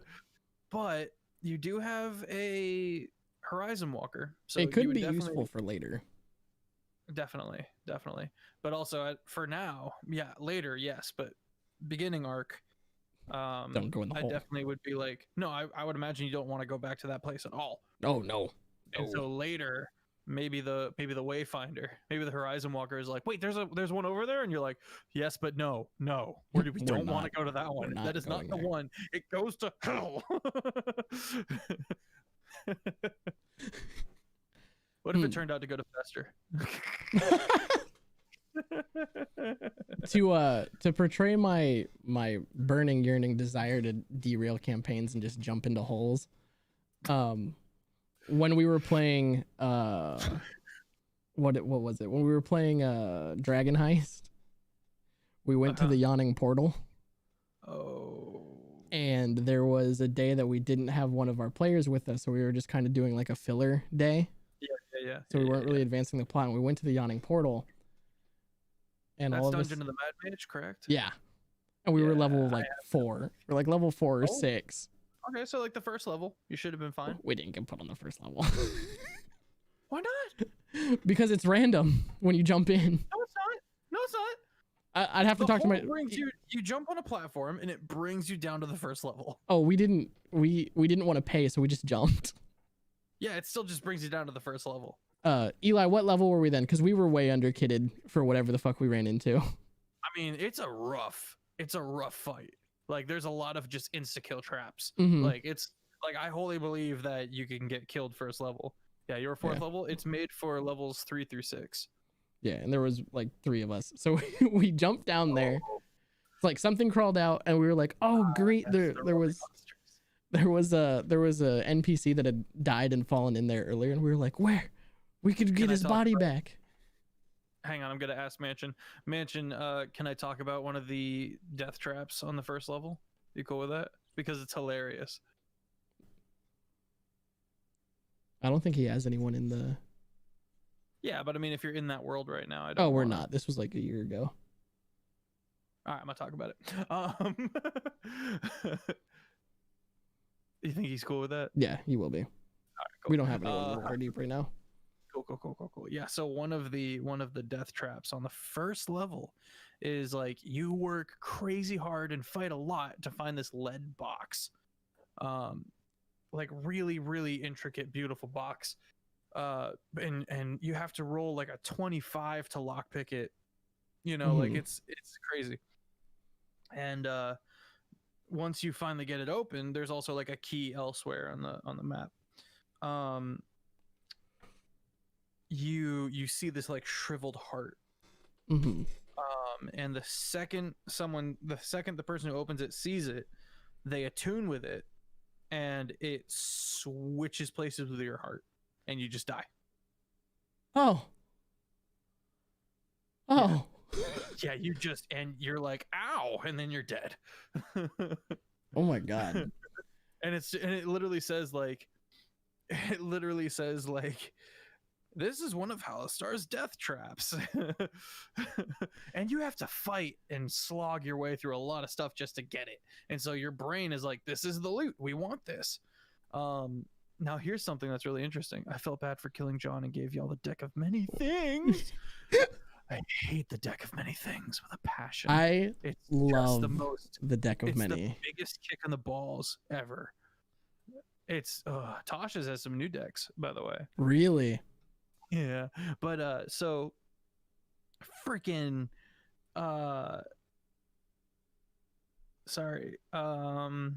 my buddy, he sees it, and it takes a second to attune to it. It takes it like a short rest or something like that. And so he didn't really know what was happening, and I'm like sitting there sweating like, oh god, he's gonna die. And he's like, oh cool, revivify or animate or something like that. He like got the heart to work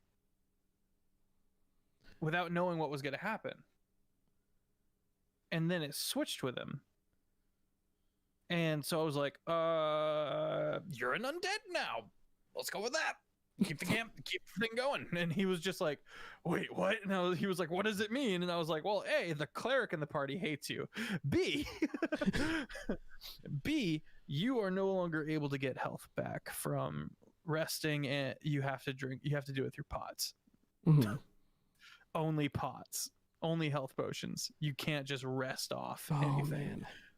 but a lot of crap doesn't work on you anymore because you're an undead. Mhm. And it was just this really fun homebrew, admittedly.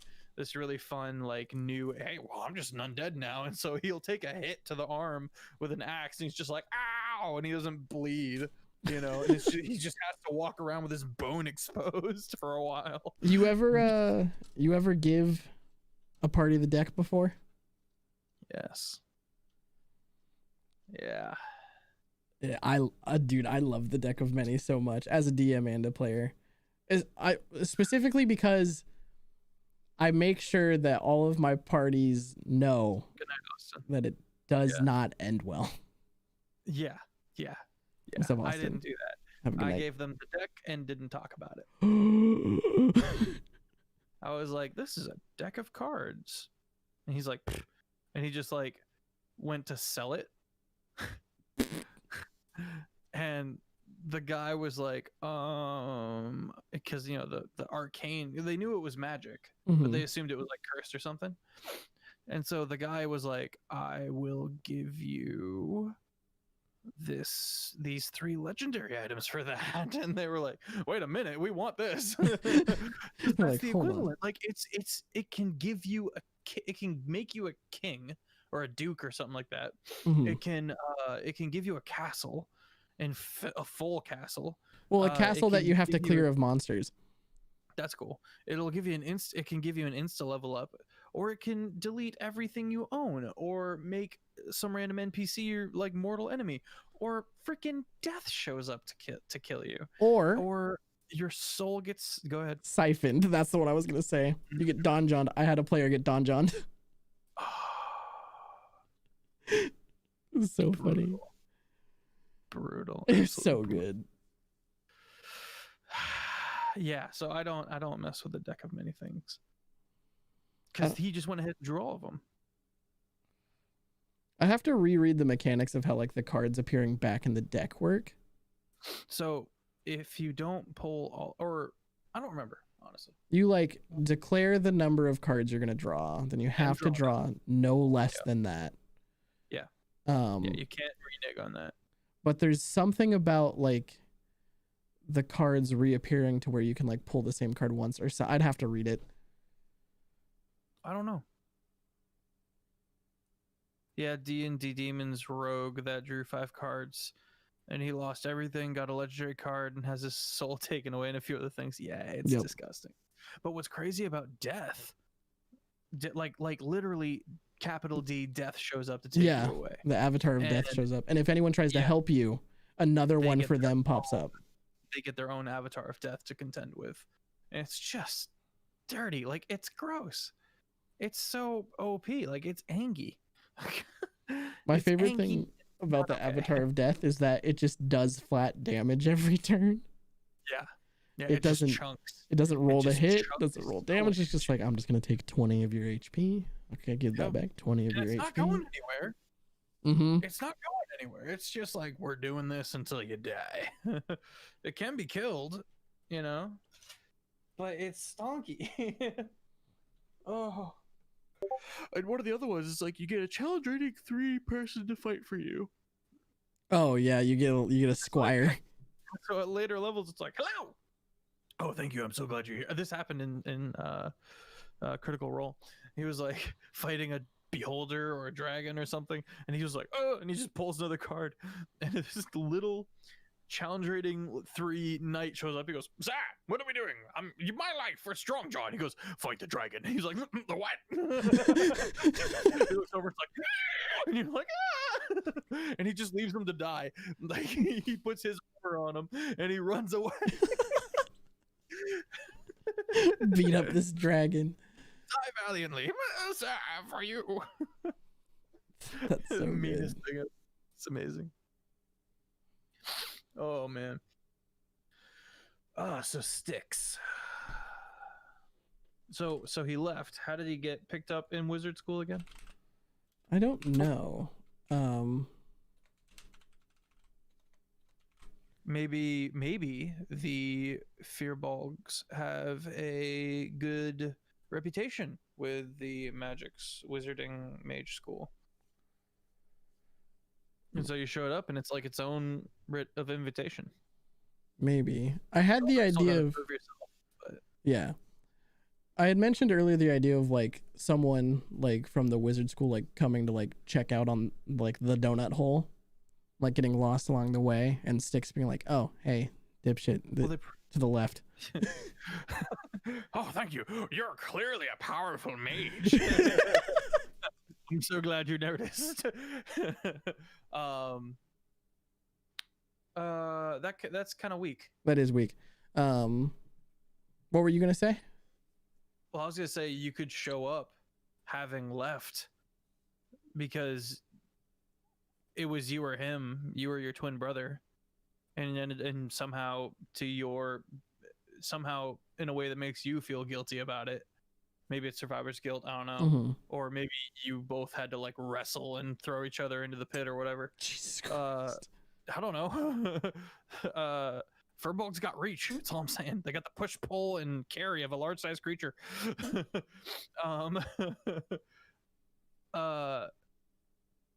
You left, right? Mm-hmm. And you were like, well, Jesus, all right. And somewhere along the lines, you were like hungry, and you were like, well, they'd feed me at the freaking Mage Guild, and that's all I got to run off of without having to swear myself to a Jarl. Yeah.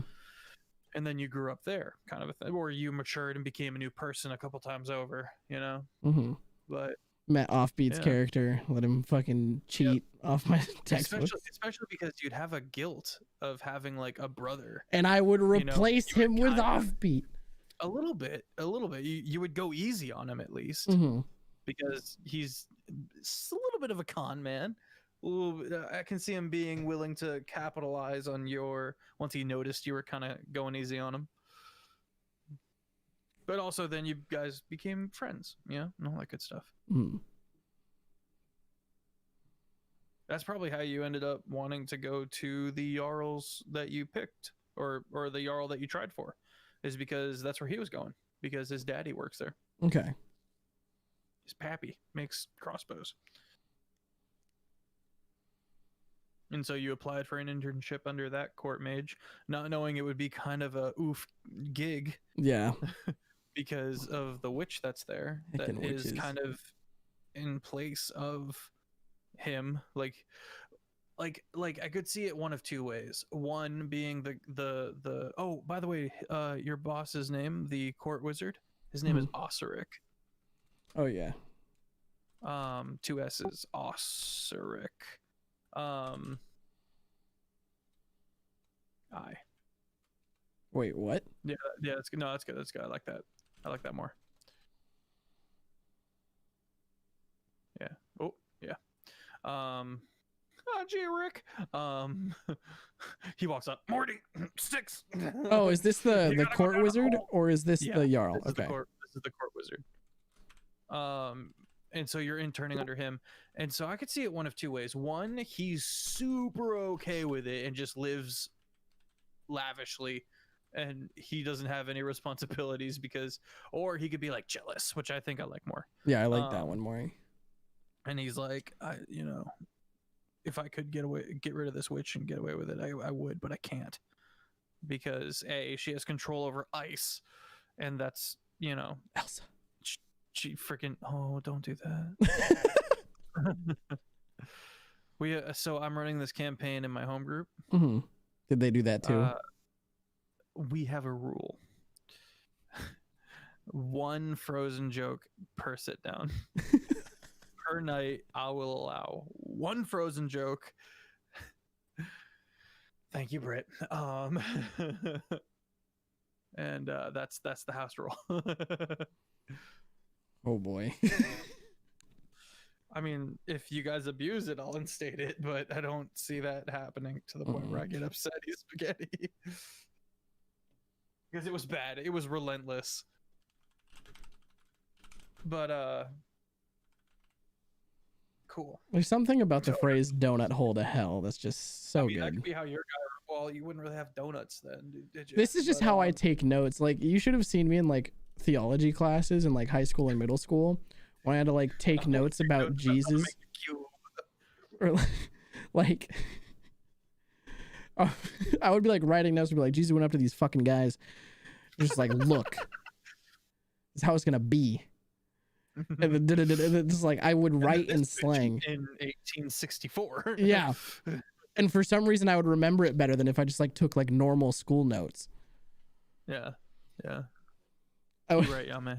I used to also draw, like, I would finish my biology tests so early that my teacher wouldn't let me turn them in because it was high school. I couldn't leave early anyways. He was like, no, you go back and you check your work. I was like, I did. He's like, I don't believe you. My brain is fast, okay? So I would sit there and I would like think of puns based off the questions and draw pictures next to them and like write notes back and forth with him on my exams. Amazing. Tell me, you have a burger? I want a burger. Give me a burger. Give Have me a burger? No, my burger. Oh, burger. Burger. Okay. Oh, what was the Jarl's name? Let me verify. I don't have it on me. We'll just go by Twice Hewn, which is his named one's bit. Is that how you spell hewn? I feel like that's not how you spell hewn. Yep, that's it. Okay. One word. Hyphenated. Don't you fucking hyphenate that bitch. You did. You ready for this one? Boom. Oh, so Rick. Rick for short. Okay, we got grass doing a thing to hell. Okay, I need to figure out how. Steamy burger. Because do we. I'm trying to decide because there's like the Furbolg code, right? There is there? Yeah. I don't know it. It's the blood of the runt is the blood of the king. Another one that basically means no lie. And Okay. hold on, I'll just pull it up real quick. Pretty sure the blood of the runt does not apply. Yeah, that's what I was getting at. So I was like, do we want to do it to where everyone knows or none of them know and they're just none the wiser? It's kind of hard to hide that hole. Well, they can know that the like, but do they know like what goes down with the whole? I like the idea of them not knowing until coming of age. Like, there's no way that you were prepared to kill your like twin brother, you know, or cast your brother into hell. God, that's dark. I love it so much.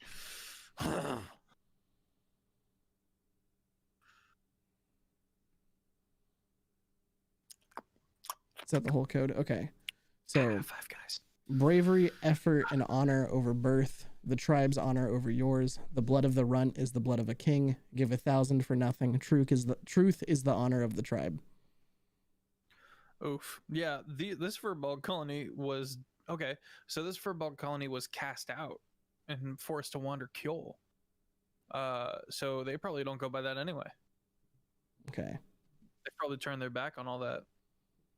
Always the depression backgrounds. Listen, Yame, if they don't have horrible, terrifying backgrounds, this will be the story where they get said horrible, terrible backgrounds, okay? Those are options. And in my campaigns, it don't get much easier. But hey man, at least it's not just dead parents. It's the only thing I try to avoid. I don't want to be Batman. I'm Batman. We're all just fantasy. Where are the other drugs going? Where are the other Furbolgs? Where is the donut hole? Name my brother Rachel. Rachel. Poor choice of words. Let's not get anything blown out of proportion. Dead parents who has those? Oh man, Brit, your mom's fucking dead.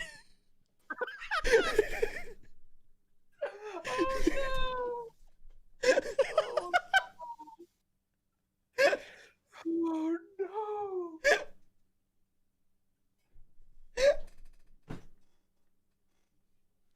Oh man.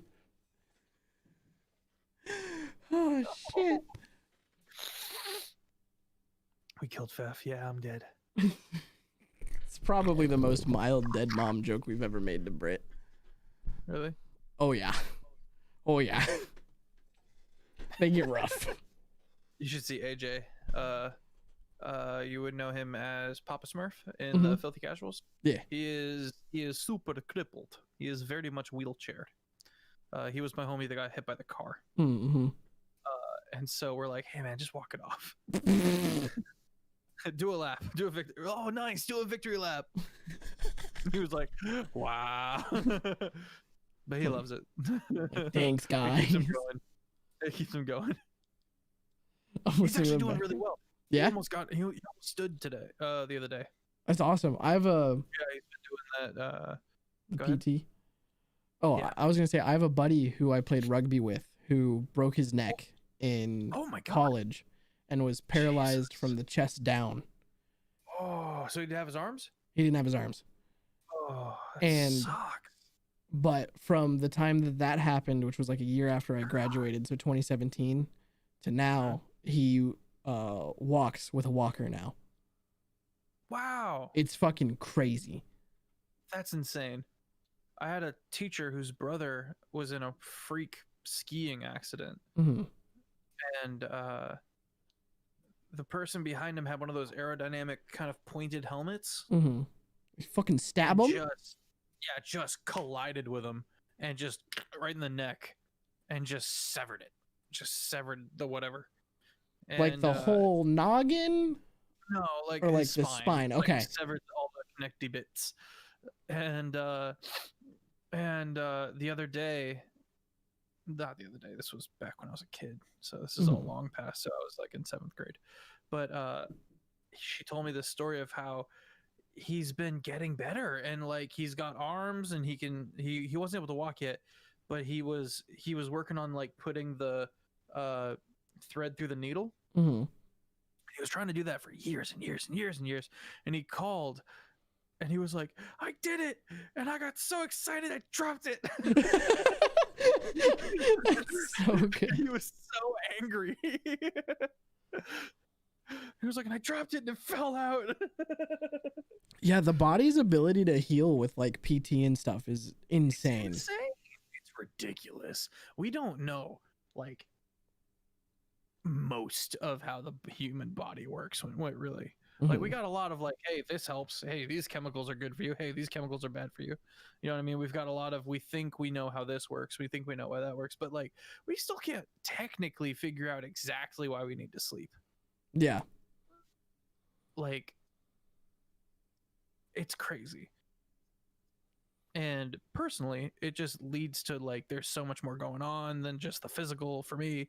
You know what I mean? I believe that like even outside of, well, this is something that I could get hung for, but even outside of like Christianity, there's such a spiritual dynamic going on, man, in my opinion. And it gets, and I get all tinfoil hat about it. But like one day I'm gonna die, and it's gonna be crazy. It's gonna be I don't think I'm gonna nuts. become mud, you know. I think it's gonna it's gonna be nuts. I'm gonna step outside of time, for starters, you know, like, and yeah. Dude, I wanna like I really want to learn about the Sikh religion. The Sikh religion? Yeah. SAIKH. Oh. I don't know anything about that. I had neighbors growing up that like they wore like turbans and head wraps and shit. And I remember I would like ask my grandpa, I was like, what the fuck is this? What's going on? And he was like, oh, it's a part of their religion. And I was like, oh, okay. And that was like my only like exposure to it. And then this like teacher, like this religious teacher, pops up on TikTok out of nowhere, like and like saying like parables. I'm like, oh, some crazy shit, some good noggin juice. Some good sauce. So then I like looked into him, and then he was Sikh or sick, however you say it. And then I think it's like chic, but Sikh. Yeah. So I think you got it. Okay. And then I didn't really like think anything of it, but like, oh, I was like, I'm getting like into meditation and stuff. It'd be cool to like learn about like their practices. And then like I saw the next video that was someone explaining the afterlife from their perspective as a Sikh person, like what they believe. And my thing has always been with Christianity, I was like, if we are right and there is a God that loves us unconditionally, you can't make hell make sense to me. So Interesting. I mean, I have a rebuttal for that. But okay, but I don't want to. so then I listened to this Sikh thing, and this is why I was like so receptive to it. It was like he's like, there's 4 options. Number 1, you get up there, you meet whoever judges you when you die. He's like, there's not one judgment day for everyone. Everyone gets judged individually. He's like, you go up there, you get judged, you pass, boom, afterlife. Like immediately in God's court. He's like, you get up there, you get judged. It's a little bit of a closer call, but you still go through. He's like, it was like 3. You go up, you get judged, you don't pass, and then you get put back into the reincarnation cycle and you come back. That's cool. And I forget what the 4th one was. So basically they were like, it was the concept being like, you get up here, if you're not good enough, go fucking figure it out, try again, see you in 60 years. Reset. Mm-hmm. Back in, plug them back in. What? That's why we have to cut umbilical cords. Whoa. You're getting plugged back in. Here's my whole deal with like non-linearity, if I may. Go for it. Time is a flat circle. It's the only way forgiveness makes sense. The whole die on the cross for everyone's sins thing. Mm-hmm. In the same way that Jesus was able to die on the cross for everyone's sins, including people in the future, you know, is if forgiveness can be non-linear. Mm-hmm. So if forgiveness can be non-linear, other things can be like non-linear. Mm-hmm. Non-linearity. God is outside of time. Yeah. The spiritual dynamic is outside of time. Mm-hmm. So to me, God looks like an entity that has all of their thoughts always. Mm-hmm. Because we think linearly, but we're trapped in the present, and therefore we think linearly. Yeah. We have one consecutive thought after another, because we're, in the present. And so if nonlinear forgiveness can work, nonlinear thought can work, you know what I mean? And all sorts of crazy stuff.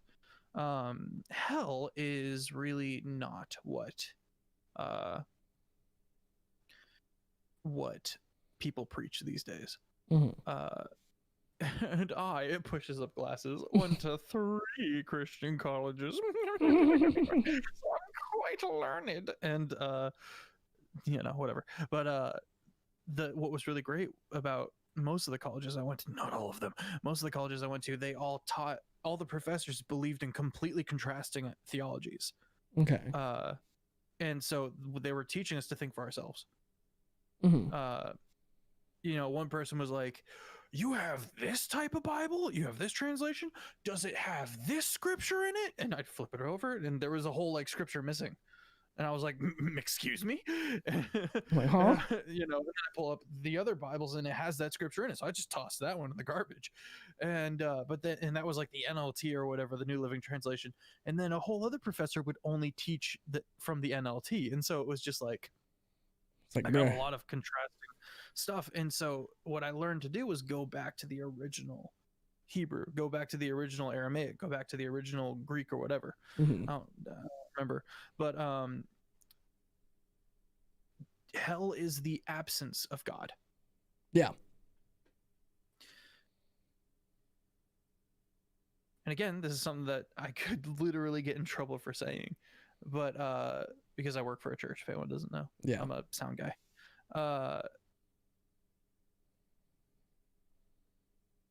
And saying, oh, they're in heaven now that they're dead, is a comfort tactic.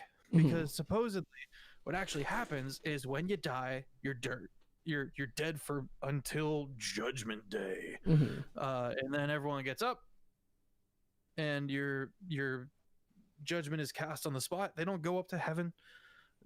They don't go to hell. They're just in the dirt for a while. Just vibing. Yeah, just chilling with the worms. And that's a lot of why some people are like, oh, don't cremate me, man, don't cremate me. I'll just be forever dust. And I don't know how I feel about that either. But and I realize I'm kind of bouncing around a bit, but there's also various things where it's like, oh, you never learned about God.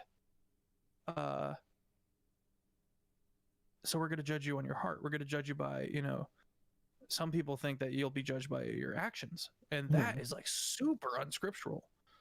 Like they constantly preach, no, you can't be judged by your actions. You can't be judged by your actions, because then it becomes an action-based religion, and that's not at all where your head's supposed to be at. Okay. It's supposed to be relational, because what's crazy, Taco, is that in my belief, again, this is just me. What's crazy is God wanted to be worshipped, wanted to be loved. And so he created man and women. He created humans this is scriptural, to worship and love him. They weren't created to convert people. Yeah. They were created to worship and praise him.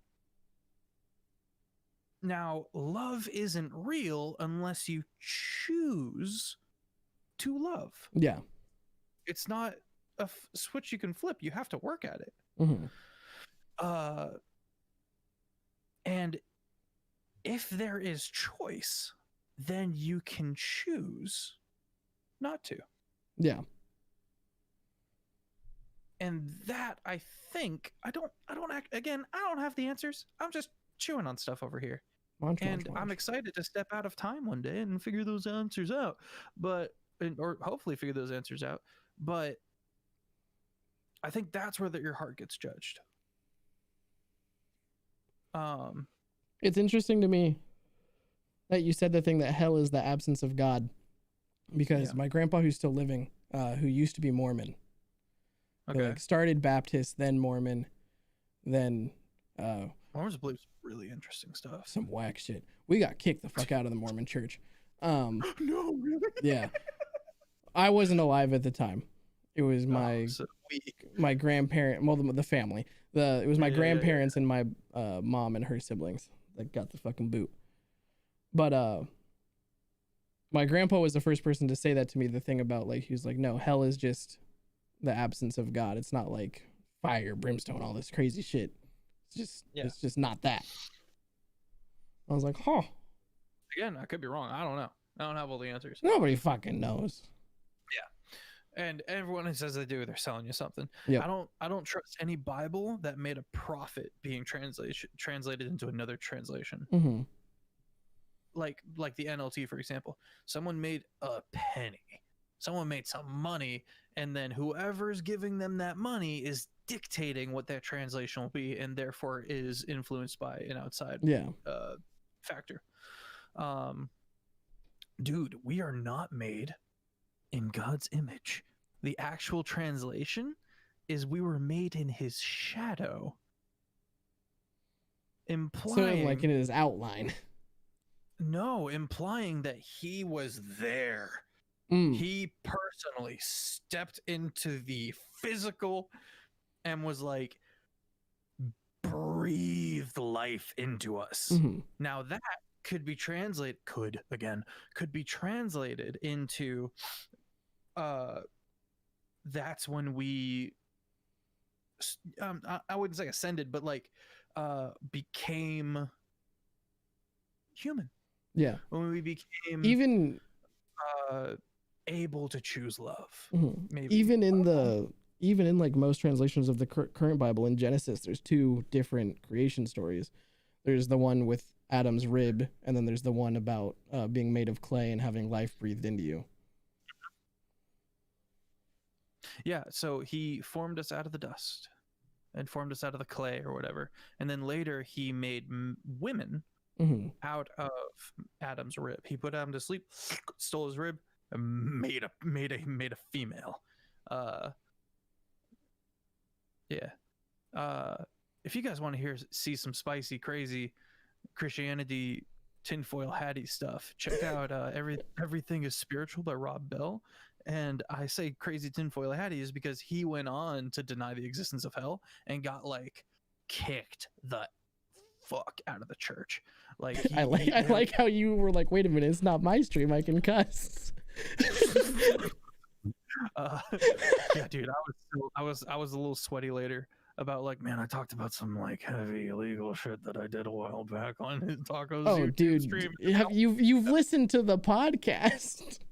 I know, but that's me I'm talking about, not you. Fair.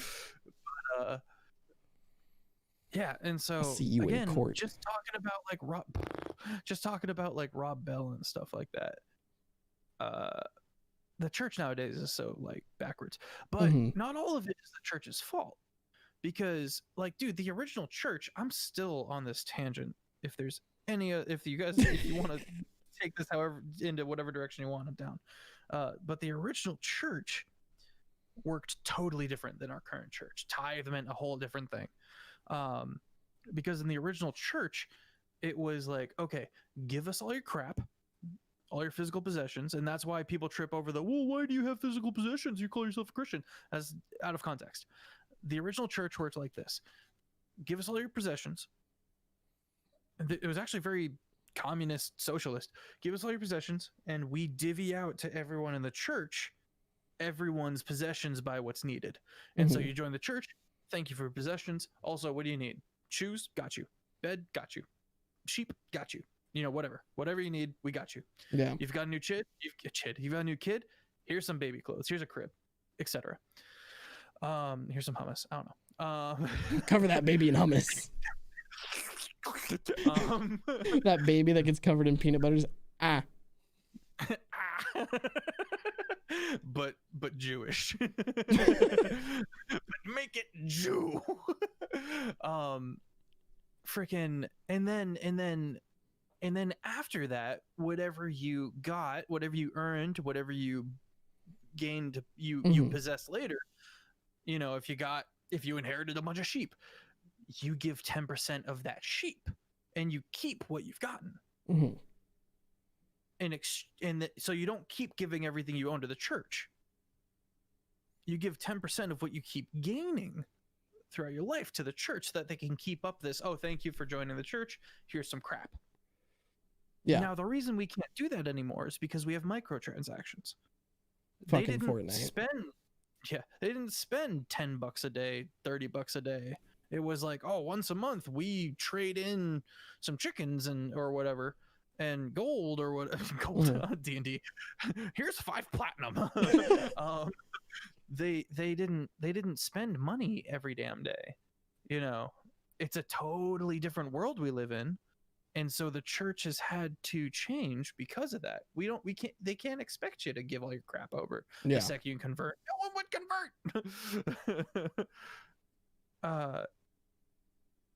You know, it's just a totally different dynamic. And so, like, hey, the church has some messed up stuff, and humans are fallible because choice, and therefore sin, right? Yeah. And so whenever someone's like, oh, I hate Christianity, I hate Christians, blah, blah, blah, I'm like, well, you know, you probably were done dirty by someone who's human. And you've taken all that and you've shoved it on the church and decided religion sucks and stuff like that. And that, again, that's your choice. Do your thing.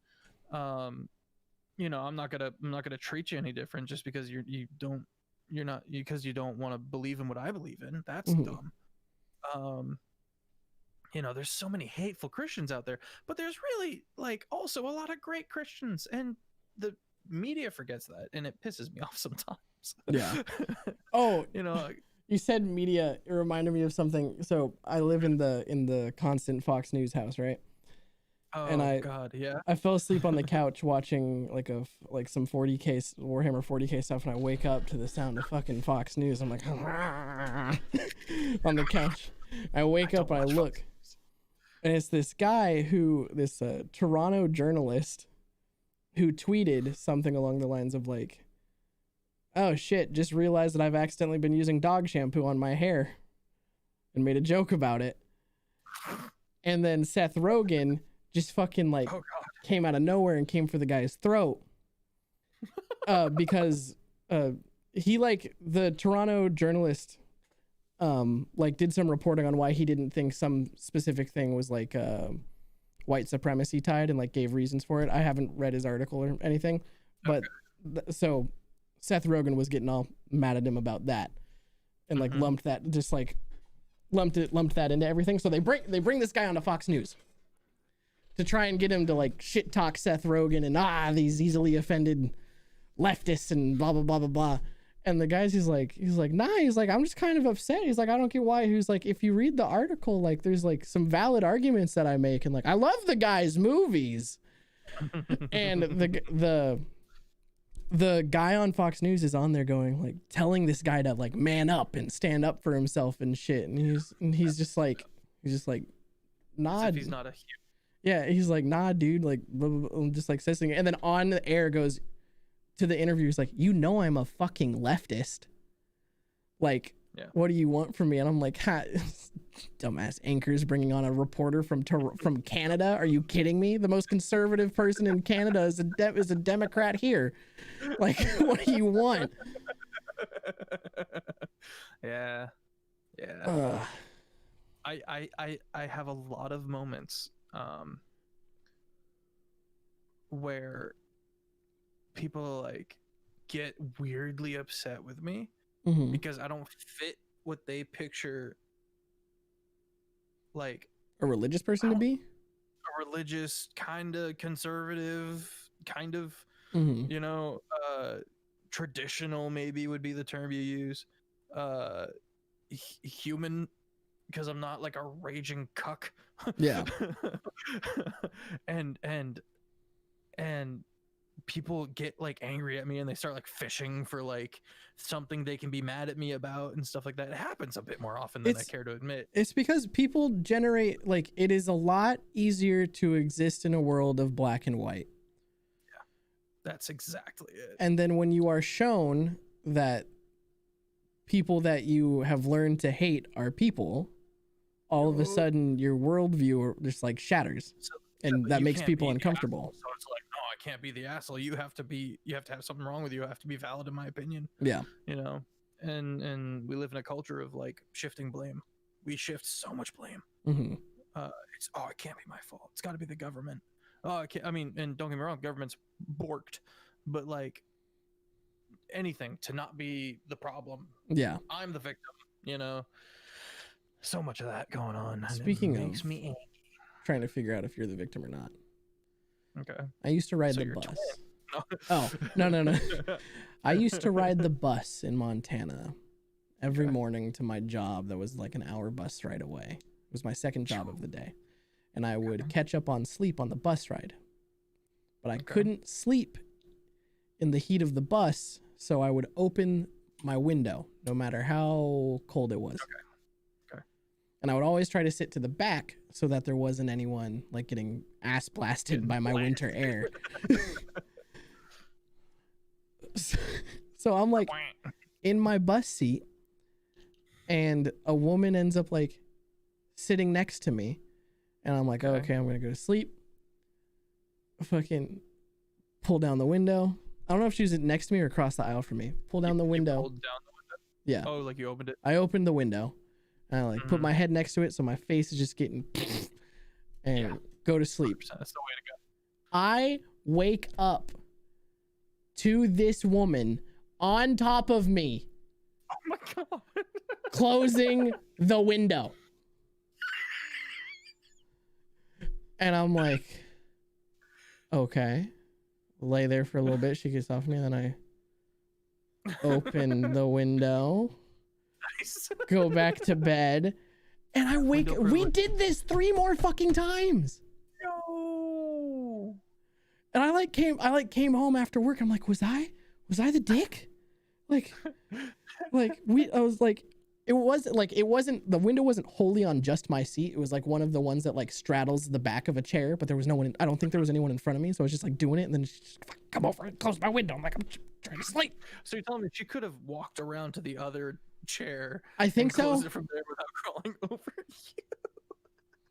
God.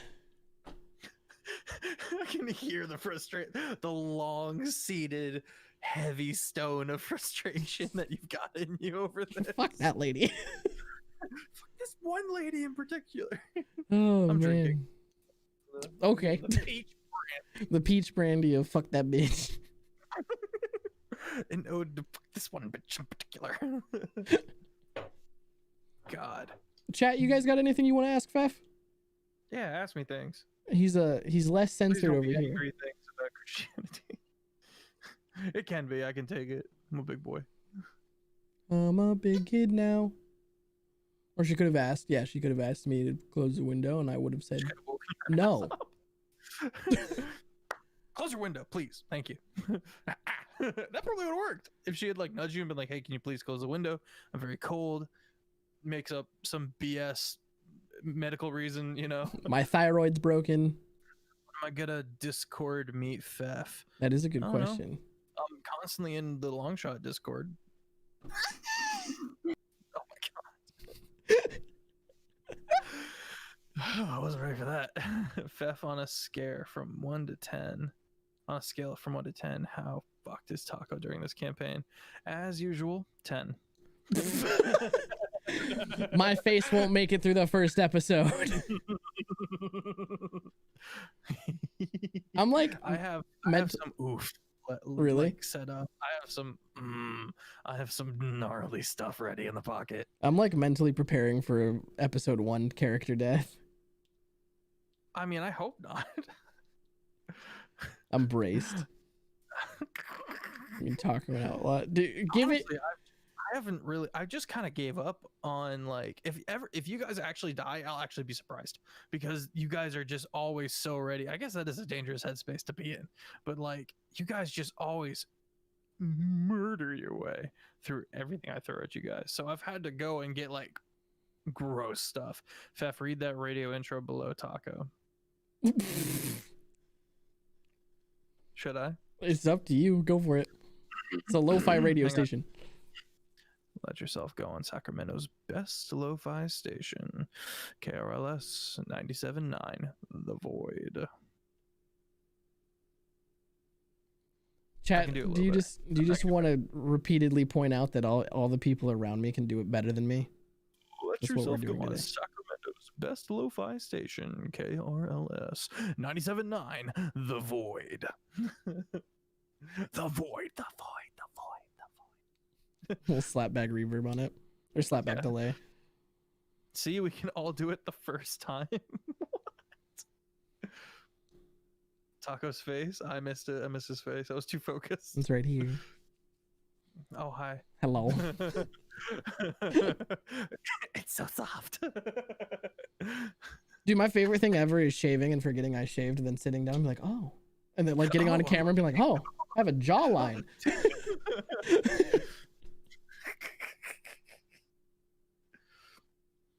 I don't have a jaw. It's bad. It's just this. Oh, Hello. hello. My little schmetterling. My tiny little chin. It's just round and then point of a chin. The thing that I think is interesting is I have a manifest mind and I also have find familiar, which is going to be omnipresent. Come back to me. Is your book your familiar? It functions like a familiar, but Do it you like also can't. get like cat who rides on the pages like Yumi? Oh God, no. You could have Yumi. Just riding along on the book. How does it feel? All of my mods are hanging out without me. It feels like a dead chat. Oof. There's a lot of people in here. What are you talking about? Oh no. Sometimes my mods will like go off and do their own thing during stream and just forget to like do anything in chat. Listen, I am typing. I know. I'm proud of you. Britstock, all the quotes coming from that chat. Oh wait, there's new quotes. Cat. It's a writer cat that goes from page to page. I see where your head's at. Oh, I'm gone. Wait, hold on. No, it's okay. You don't have to bring me back. No, you're coming back. I just needed to make sure I didn't like flash anyone's DMs on stream again. Oh. That's fair. Okay, what are these new quotes? Bet you peg that. Bet you peg mouth, don't you?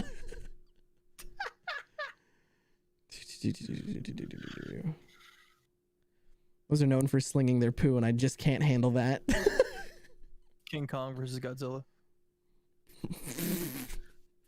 That's the finishing move. What you Bonk. got?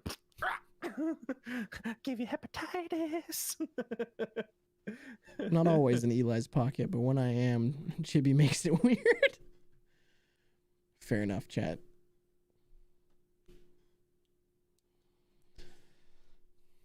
Oh, he getting after it. All the beach brandy. Blech. Brap. Who do you that think's was a gonna lot. die first? I don't know. Luna's pretty green. Oh, that's so fair. We're gonna. Always It's gonna be like protect the president. It's gonna be like get down, Mr. President. Well, she also like she's gonna be pretty far away from the action unless I got some shenanigans, which I do. But I've got 5 monster manuals, and some of them be thick. And so first I went through everything that could be Arctic, Mm-hmm. and then anything that could be like Cave. reskinned as Arctic. Oh, okay. And yeah, everything mountain, everything under dark heat. I just oh yeah, I got some. I want to say Offbeat dies first. I want to say Jake dies first, specifically because Jake's a fucking cold-blooded snake, like literally. He's a Yanti. I have been, yeah, you're pretty close on the pronunciation. I've been trying to learn all the actual accurate, because halfway through last season, Baldur's Gate came out, and suddenly we had actual canon pronunciations. Mm. And I always called them Wantai, but it's Yuan-Ti. Oh yeah, you right. Yuan-Ti. And then Mycenids are Myconids. No, I know. Myconids. And I'm like, that's dumb. okay. And so I'm trying, but oof, I hate that I have to like lose my train of thought every time Snake Boy is referred to as his, species. I just need to wrap my head around his existence. He's also a cleric sorcerer. What was the reason for the dip into cleric? Was it just for Toll the Dead and a little bit of heals? I don't remember, honestly. Okay. My next bet is Pfeffers dies first due to party shenanigans. Yeah, I'm done. Super cool. Just call him Just Snake call him Boy. Snake Boy.